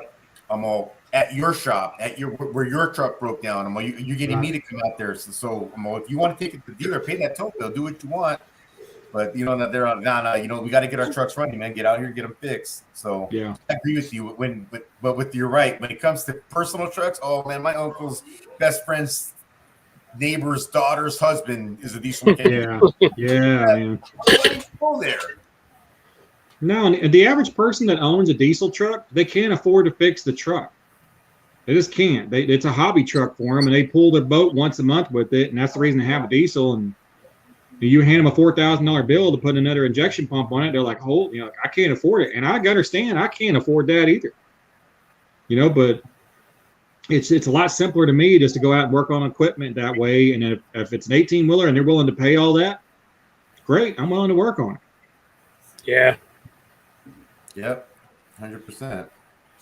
Brandon, do you run into a bunch of that when you're small engine stuff, when guys will sit there and they drop a 4x4 or a side-by-side off? Because you just texted me the other day, somebody dropped a side-by-side off, and you were regretting having to tell them that they needed an engine because you knew the flack that you were going to get from it. How did that go? So I didn't tell him yet because I want to check a couple more things. So planning to delay the misery, but I'll have to eventually tell him. It might just be timing, so I'm going to check the timing on it. But I'm starting to worry because I tried everything else, and the engine was just full of gas and stuff. So I worry. What's it doing? It. I regret. So here's what I regret. I always did equipment, but I got into side-by-sides and four-wheelers because it's fun to work on. The thing is, with the side-by-sides and four-wheelers, these guys ain't in a hurry for them, so they're not willing to put all the money out real quick. Right. So equipment, like I do a lot of welder repairs, those guys are paying big money and because they want it back like in a few days. Yeah. It's stressful, but it's quick money, and that's pretty much it. It's just, I think I'm going to go back into just equipment only because 4-wheelers and stuff, they're fun to work on. But usually people get them. Like I got one, came back in now. The guy got it a month later. He brought it back. It won't run. He said it wouldn't run. I pulled the fuel line off, checked the fuel. It was dark yellow. He just let it sit outside in the weather after a month or two, and then brought it back and said, "Oh, it didn't run after a month of you fixing it." Right. So he's getting a bill. He thinks he's going to get this thing fixed for free. I already got it running. I just drained the gas and put fresh gas in there, and it seems to run just fine. But he's going to get a bill for it because it wasn't my fault. Yeah. It's his fault. Yeah. But this happens all the time with stuff like 4-wheelers and stuff. It happens, it seems to happen more and more when it's leisure things like 4-wheelers or even someone's personal vehicle. And I say that, like, to me, someone's personal vehicle is a leisure item, because if they get too big of a bill on their F-150, they'll just go buy another truck. They'll go sign up for payments and just like, they'll let that one go back and they're not paying it. If it needs an engine, transmission, like, hell, I could put $1,000 down on another F-150. But if they're using it for work, they can't do that anymore. Like I need that particular, whatever it is, that 4x4, that 4-wheeler for my company, or that welder. Like I can't go out and be a pipeliner if my damn welder's not running. Yep. So they know, like Jude, like you said, they know exactly how much they're billing out a day for that machine that they're on or that truck that they're on. They're going to make $2,000 that day, unless it's down, and then it's costing them $2,000 a day. Yeah, that's $2,000. There's another guy that's been around forever, through every Antonio. channel. Yeah. What's up, brother? He has been around for a long time. He's been a subscriber for mine forever. Hang on one second. Bruce, Hey, will y'all bring me that red cord in here so I can plug my phone in? Damn, battery's about to die. But I had one of the things that caused me to jump ship over from automotive to diesel and diesel to equipment was when I started working for myself in 2014. Thank you, buddy. There you go. Appreciate it. When I started working for myself in 2014, I originally was just going to be a mobile automotive mechanic. And I started going around trying to get automotive jobs, and people didn't want to pay mileage and finding parts and all this other crazy nonsense. And I had some people sign up and they say, hey, I've got this forklift down. Can you come work on it? Yeah, hell, it's just a little gas engine. I'll go work on it. And then slowly I started having customers like, hey, man, you came out and you immediately took care of that issue. And we got to use a forklift that day. And then I had one customer, I was working on a forklift for a customer, and I had a phone call that day at like 3:00 on a Friday afternoon. He's like, dude, I will show you the freaking spiral notebook of names of mechanic services in the Fort Worth, Dallas area. None of them will come out and work on my equipment today. Not a single one. I hired one company to come out. They put 5 gallons of hydraulic fluid in it. Has no idea what's going on with it, and they actually gave me your phone number because they took a picture of your truck, and they just like the wrap on your truck. And I was like, okay, well, what's it doing? It's not doing this and this. And I go, man, I can't make it out there till 11:00, and to get out there, I'm charging you $3 a mile, $125 an hour, the 4-hour minimum, because I have not. It was out in Terrell, which is like 100 and something 10 miles from here at the time. And I was like, and it's blah blah. And he goes, I don't care. I need that machine going. Okay, so I drove out there 11:00 at night, get there like 1:00 in the morning, go diagnose it. And if you guys are curious about the machine, it's the on my old channel. If you look up Stephen Cox Chucky 2009, you'll see this Schaaf excavator needed a hydraulic pump. And so I called him like 3:30 in the morning, like, hey man, you need a hydraulic pump. I'll be back home tomorrow. And once I get up in the morning, I'll try to call around and find this pump. He said, okay, if you can find a pump, overnight it. And so long story short, I ended up finding this pump, getting it from Terex, which is who bought Schaaf. They wanted I think it was $6,000 for this pump, but there was a 2-month backlog. So I start calling around, and I just, off of pictures, found another pump that looked pretty much like the pump that I pulled off. So I called the company who made that pump, asked them, and said, "Oh yeah, we used to sell that pump to Shape, and Shape is an Italian company, and we used to ship them over there. It's crazy that machine's over here, kind of deal." And so I found this pump on eBay for like $1,100, and I called the customer like on I think Monday, and I go, "Hey, I found that pump, $1,100. It's on eBay. I don't know if this is the right pump, whatever." And the guy's like, "Fuck, do it. Whatever you need to do. I'll give him a credit card. He goes, "I'll wire you cash right now. He goes, charge me $2,000 for that pump. I don't care." I'm like, "Holy hell. Can we charge you $2,000 for this $1,100 pump?" He's like, "Don't care." Well, I got this thing going, and then after that, he sent me all around Texas chasing his equipment. Well, that one machine that he had, he was billing out at $750 an hour. Nice, yeah. And so for that machine to be down, and what is that? $750 an hour. It's got to be like 18, 19 grand a day. Yeah. 750. I'm not good with math. 750 times what? 24. Yeah, 18,000. Man, you're good, Jude. It's $18,000 in a day that he's losing money. He didn't give two cracks what I was charging him for mileage, what I was charging him per hour. Yeah. And that's just one of the equipment customers out there, and there's hundreds of them in your area that are just like that. Yeah. They got a machine that's just, it's raping them with not being able to work, not being able to go. Hey guys, Bruce is popping. Oh, I'm on. Hey, Bruce. Mrs. P just said, "What did you say?" I said, "Well, I'm on." Hey, Bruce. How are you, Bruce? How you doing? How you guys doing? So yeah, if you can get involved on like the heavy equipment side, or anybody, any sort of industry that is using it to make money, they understand how much per hour they're billing that machine out, or equipment, or whatever it is, and usually they're billing it out for hundreds of dollars an hour. And you're a mechanic, you come in at $100 an hour, and they're like, "Dude, if you can get it fixed, amazing, get it fixed tonight. I don't care what it costs. I need that thing back up and going right this second." You know what That's drives why me they're crazy? switching. I'm going to interrupt. You know what Go ahead. drives me crazy is when they drop off the stuff and they hang around with their tongues hanging out, waiting for you to get it running. Oh, I hate I that. just hate. You know what solves that? Oh, yeah. I learned the trick to solving that. Whenever I get on location or a customer comes into the shop, I look at them and I give them like 10 minutes. After 10 minutes, they go, "Hey man, I'm not trying to be rude, but I am charging you for this conversation. I'm billing you for it. So if you want to keep having this conversation, I will gladly keep having it." There's an old poster that says like something like $20 an hour if you, we'll go 50. $50 an hour if you leave, $60 an hour if you watch, and $90 an hour if you help. Yeah, if you give me advice, it's just doubled. Yeah.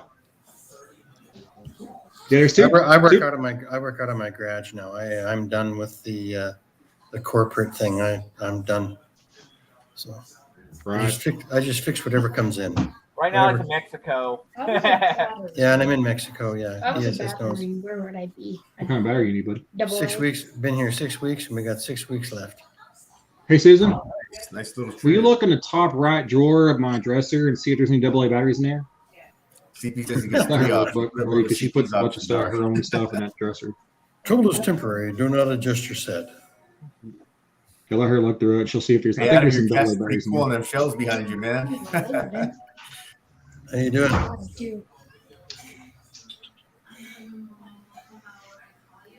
Oh, hey Brandon, where are we at in the question? Was that the last question with the diesel mechanic tool? I think no, the other one is not diesel questions. It's anything new coming to your YouTube channel.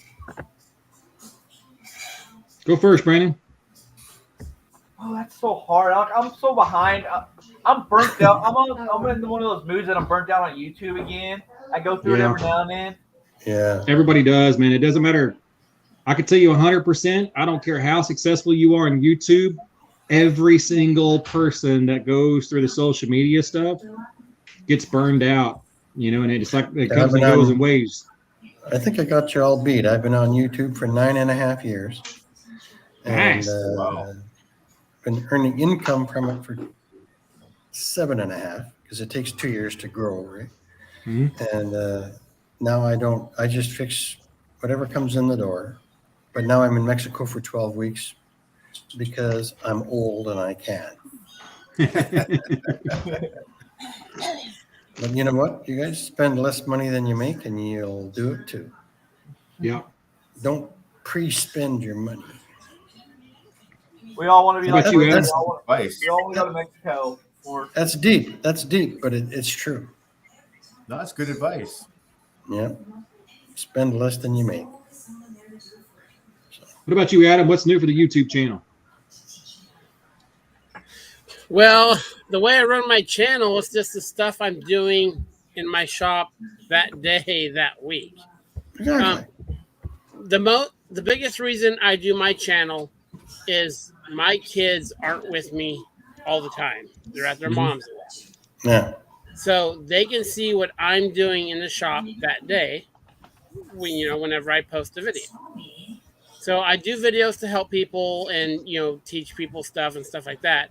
But the biggest point of my channel is so my kids can see what I'm doing that day and night. That's cool.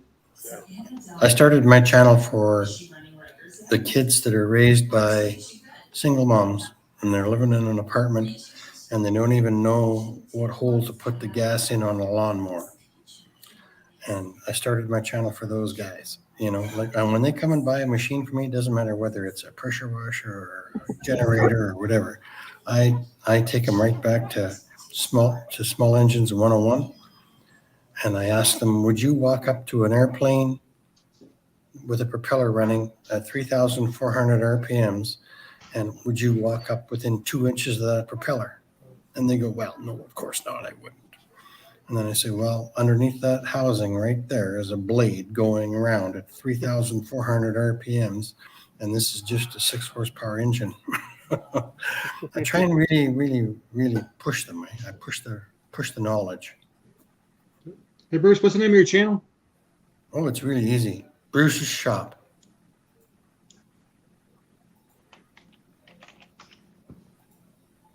It'll come up. The last 6 videos are me in Mexico, so don't worry about those. Okay. I'll check it out.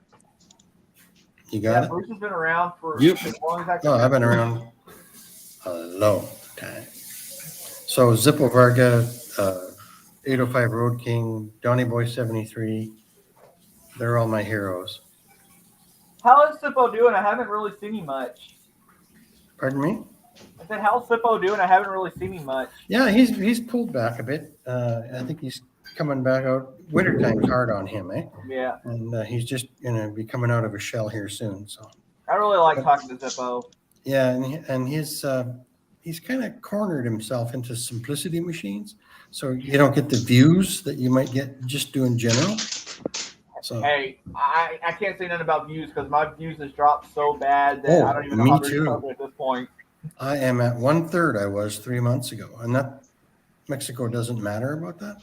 I mean, I don't know if it's COVID or YouTube or Google but my views I'm used to, I don't know, 20,000 views a day, and I'm right down to 5.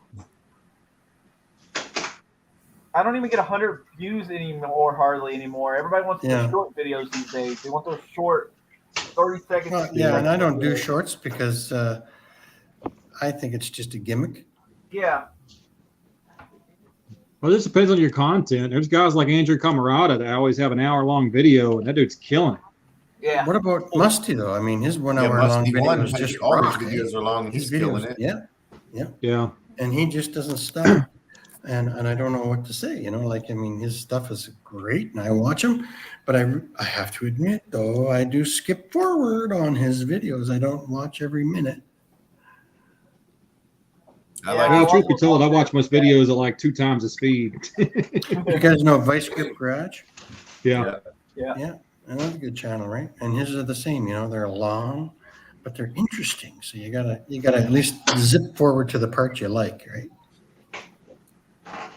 Well, I used to think my videos was interesting, but it's like when I started working on bigger equipment, I started getting less views than when I was working on push mowers. I don't like doing push mower videos no more. I've worked on so many push mowers in my life that I'm bored with them. But you know what though? The general public, there's literally billions of people that own a lawnmower. Yeah. And they have one under the deck that doesn't run, and they have one that barely runs. And they don't care if you did a video last week. They want to know about their Craftsman 522, whatever the number is. And they'll watch you clean a carburetor just like you did last week. And you just keep pushing forward. I've been doing, at first I thought, oh my God, this is the 700th carburetor I've cleaned. But the guy at the other end with a Craftsman set of tools and a 1/2-inch wrench ratchet, he wants to see his model. And that's why you have in your title, it's so important to put exactly what you're working on, because that'll bring them in. Yeah. That's assault. What's that? My girlfriend's messing with me. Oh, sorry. So anyway, one thing I can tell you guys about YouTube on that stuff is there is a ton of channels out there doing some very mundane stuff. Yeah. But it all revolves around the character. People fall in love with the character that you are on your videos. It doesn't matter if you're cutting up boxes. My shtick is my little blue coat, right? BSS. Yeah. And I get out there and I do the routine. Hi guys, Bruce here. Today we got a Sears 522 non-self-propelled lawnmower with a Briggs & Stratton quantum engine, and we're going to see if we can get this thing running. And then right away they drop off or they stay on. And I realize I'm not, and I do some big stuff too. I do big generators and I do, the stuff that the contractors bring in. But I really, really am, after, what am I, 65 years old? Really, really tired of working with contractors, man. Like they're just egg-sucking dogs. So, yeah. So I've been around a long time. Well, Jude, what do you have new on the channel coming up? Man. Me? To be honest, Jude. I'm hoping to have coming up on my channel more consistency.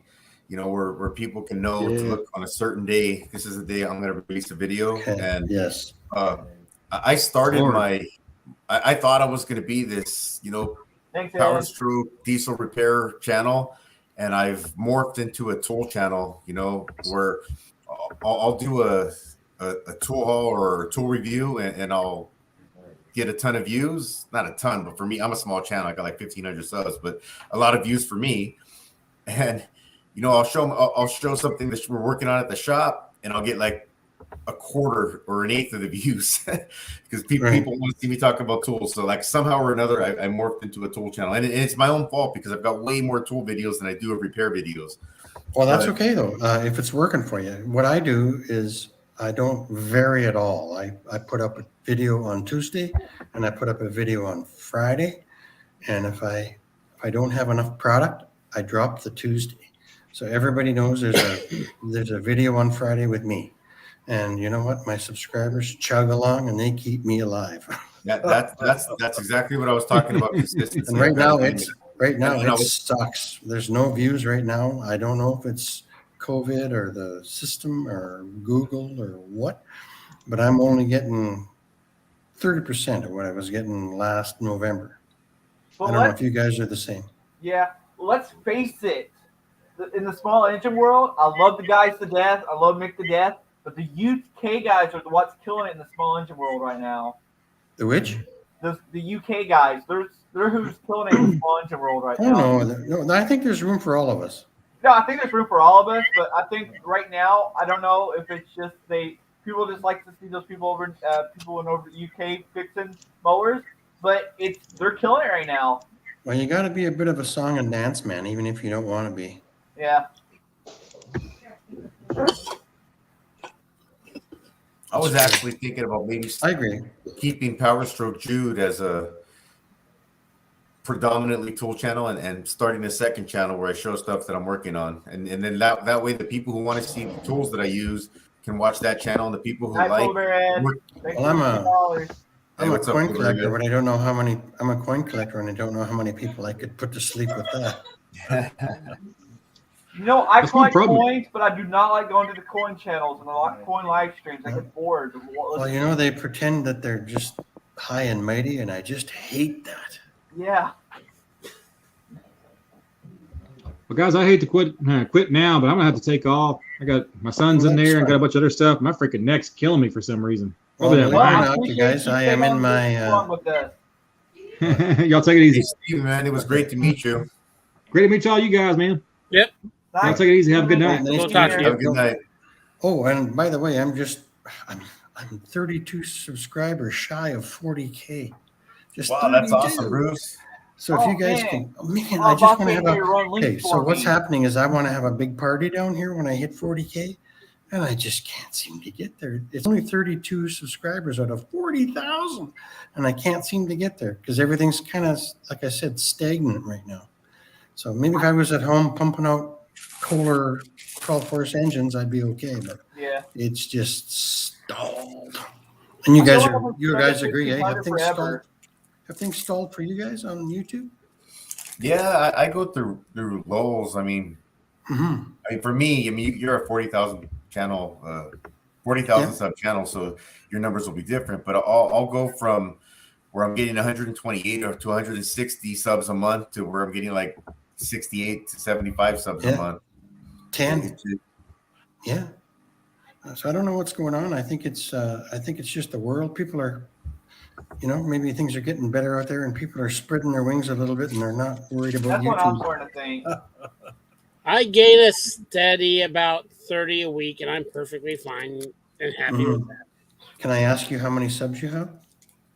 1,830. Well, I that think. 30 a week is very good. That's very good. Yeah. I usually, in a normal world, I gain about 15 to 20 a day. But right now I'm getting 6 a day. Yeah, I'm stalled out at like 1,500. But you know what? Jeremy told me. He told me he's stalled out like that for a year or two, and that after that, that's when his channel started taking off. After he stalled out, his channel started taking off. I've been here 9 years, so you guys can imagine I've been through a few of these. Yeah. But when it extends over months, it's like, So anyway, I'm going to pull away. I thought I'd just jump in and say hi to you guys. That's kind of a new group. Yeah. New-ish group. Right? It's always a nice time to have you here, Bruce. Yeah, nice to meet you. Very cool to see you here. Yeah, great to meet you. Six I'm weeks left. gonna be before I go to bed tonight. I will put you 31 away. There you go. 31 away from. I have the life, right? I mean, I'm in Mexico for 6 weeks now, and I got 6 weeks left. But I'm retired, and that's what I do. So thank you guys. I'm not doing this. I'm not doing this for subs. I saw BSS up there, and I thought I better just hop in because I know who he is. So well, you're welcome on panels anytime, Bruce. Thanks, man. Nice to see you guys. I'm gonna pop out now. Later, Bye, Bruce. Enjoy Mexico. Yeah. I like your hat, Power Stroke, Jude. Oh, thank you. Appreciate it. Everybody likes your cat, Adam. Yeah, your cat is cool, and it's chilling on the shelves back there. It's not my cat. It's my girlfriend's cat. Oh. We all want to know if it has a YouTube channel. I'm sure it would be significantly larger than mine after a very short period. That's how stuff like that goes. Yeah. I should give Cinnamon her own YouTube channel, the miniature horse. Strap a GoPro to her, just give her a YouTube channel.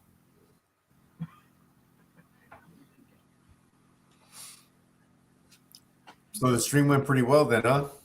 I think so. I think my numbers has been the highest I've ever seen it in my YouTube for a while. Like my life. Well, I'm on StreamYard. I can't see the numbers. What kind of chat you got? It was, I think it topped out about 33, 34. Well, that's a good stream, man. Yeah. Yeah.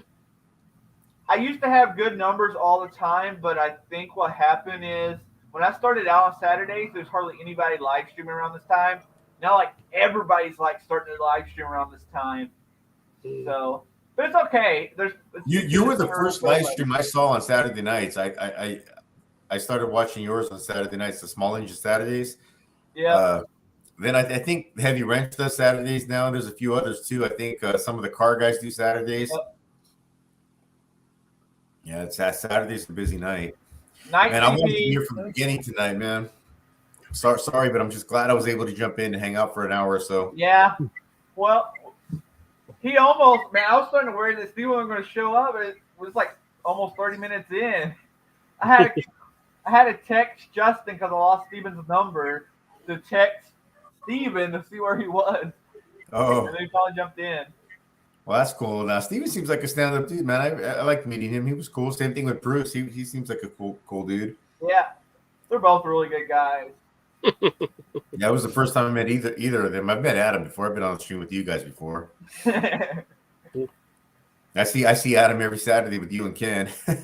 Yep. He's just missing his torch tonight to light a cigarette. And I've been joining your live streams on or been in the comments on Thursday. Cool, man. Appreciate that. Thank you. That's awesome. I've been trying to make it every Thursday, but there's some Thursdays where this cold weather is. I'll be working outside, and I get really, really tired. So when I go inside, I just pass out. No, I understand that, man. Like, even well, it's not cold like you guys get. Well, you're in Texas. I don't know, maybe like you guys get, but we're still semi-cold for California cold.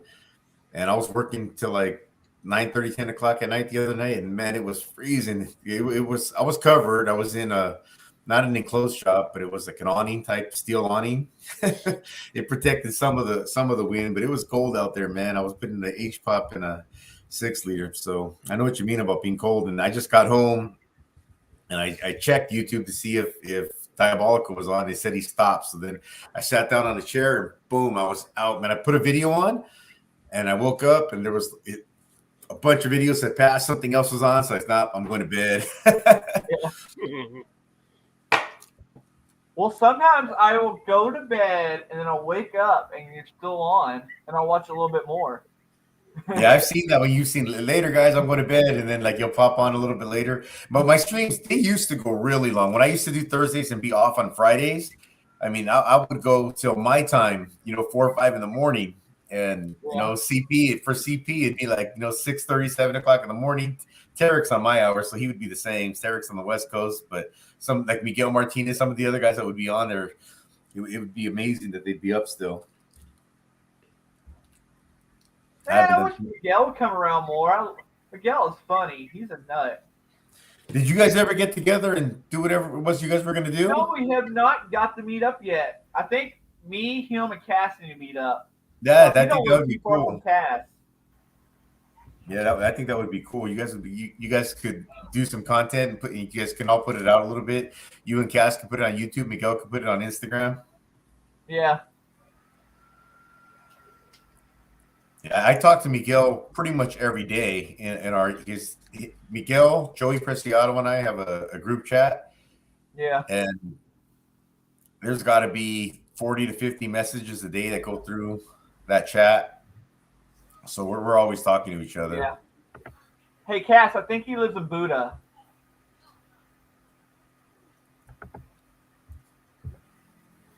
Night Old School. I'll get that sent off to you soon. Yeah, I'll send that out to you too. Or you know what? I might even hit up Nick because Nick's cool. I'll tell him that I gave away a Power Stroke deal and Nick might ship it out to you directly. But if not, I'll send it to you. Really, Ray? Next week's topic's going to be cats. It needs to be cats. Would you like to know? Next week's topic is the cat. Hey, what's up, Bachi? How are you? Bachi's blankets and more, man. It's cool, man. I've met so many cool people, Yeah. that you see, that you get to see as regulars in the chat. It's so cool. Rayo 922, he's always, or 9222, he's always in the chats too. What's up, dude? There's been times that I've thought about quitting YouTube, but I've met so many cool people. I met more cool people than I met bad people. That I kept me going on YouTube, doing YouTube. It's hard when sometimes I've learned when I get up and I have, oh cool, I'm gonna go and I have my video I'm gonna go shoot. I go out and do it and it's fun. But when I think to myself, oh man, I gotta shoot a video, then I don't even bother, because if I'm making it like it's work or I don't want to do it, I know the content's not going to be any good, so I just put it off. That's why I haven't done a video in almost 2 weeks. Ray's favorite diesel tools an ether can. Ether can. Come on, man. They run. They start, dude. Come on. That's funny. What was I gonna say? Yeah, like I was doing a sponsored video earlier today, and I really gotta stop doing these sponsored videos. Later, Antonio, but I just wasn't feeling the video. Like I shot the video, it's not gonna be a good video, but I gotta get it out there because I promised to film like a month ago. So it's just not gonna be a good video. I don't think. It might be my best because sometimes my worst videos are my best videos. Yeah, that's true. Yeah, some of my most viewed videos are like the random ones I put up.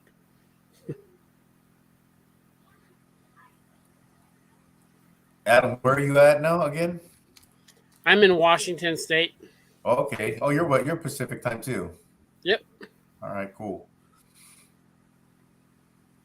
Right on. You near the Canada border? No, I'm about 10 minutes from the Oregon border. Oh, okay. So you're South Washington. All right, cool. Right on. I'm going to do that video soon, Ray. I got the plan. I'm going to do the intro like a Hoarders Buried Alive. You know how they do the intros on Hoarders Buried Alive? That's how I'm going to do the intro of that video. And then we're just going to start showing all your tractors out there. Hey, Brandon, you don't need to talk numbers with me or anything like that, but I'm sure Etsy gets their cut whenever you sell something. But if you want, man, I can just Zelle you or some money or something like that so you can ship me some holders. Yeah. Well, I don't mind it. They only take like 2% or some weird number. It ain't very much. Their shipping's cheaper though. I learned if I get the shipping through them, it's like $2 cheaper than me going to the post office if I buy the label through them. Okay. Well, it's like $5 to ship now in a 4x7 package. I'm in Southeast Washington, Texas, Keykeeper.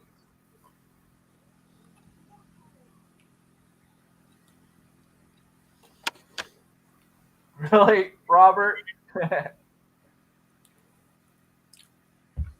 Hot Rod, that probably got the same engine as my little bitty Kubota tractor.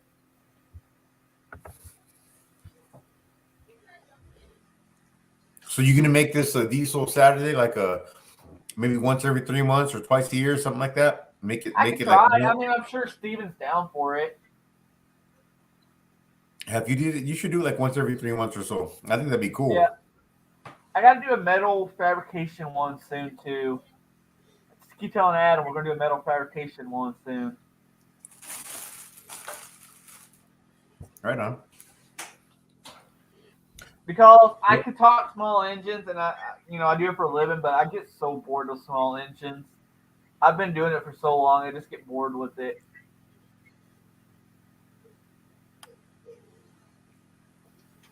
Well, I just heard my wife and son get home, so I'm gonna go ahead and get off, man. But I appreciate you having me on, dude. All right, I think it's actually a good time for me to end this stream because our numbers are starting to drop. Everybody's starting to leave anyway for the night. I think we're a good stopping point for the night. So I appreciate each and every one of y'all being here. All of the super chats was extremely awesome. It'll go towards building a shop. And awesome, man. Thank you, guys. Congratulations.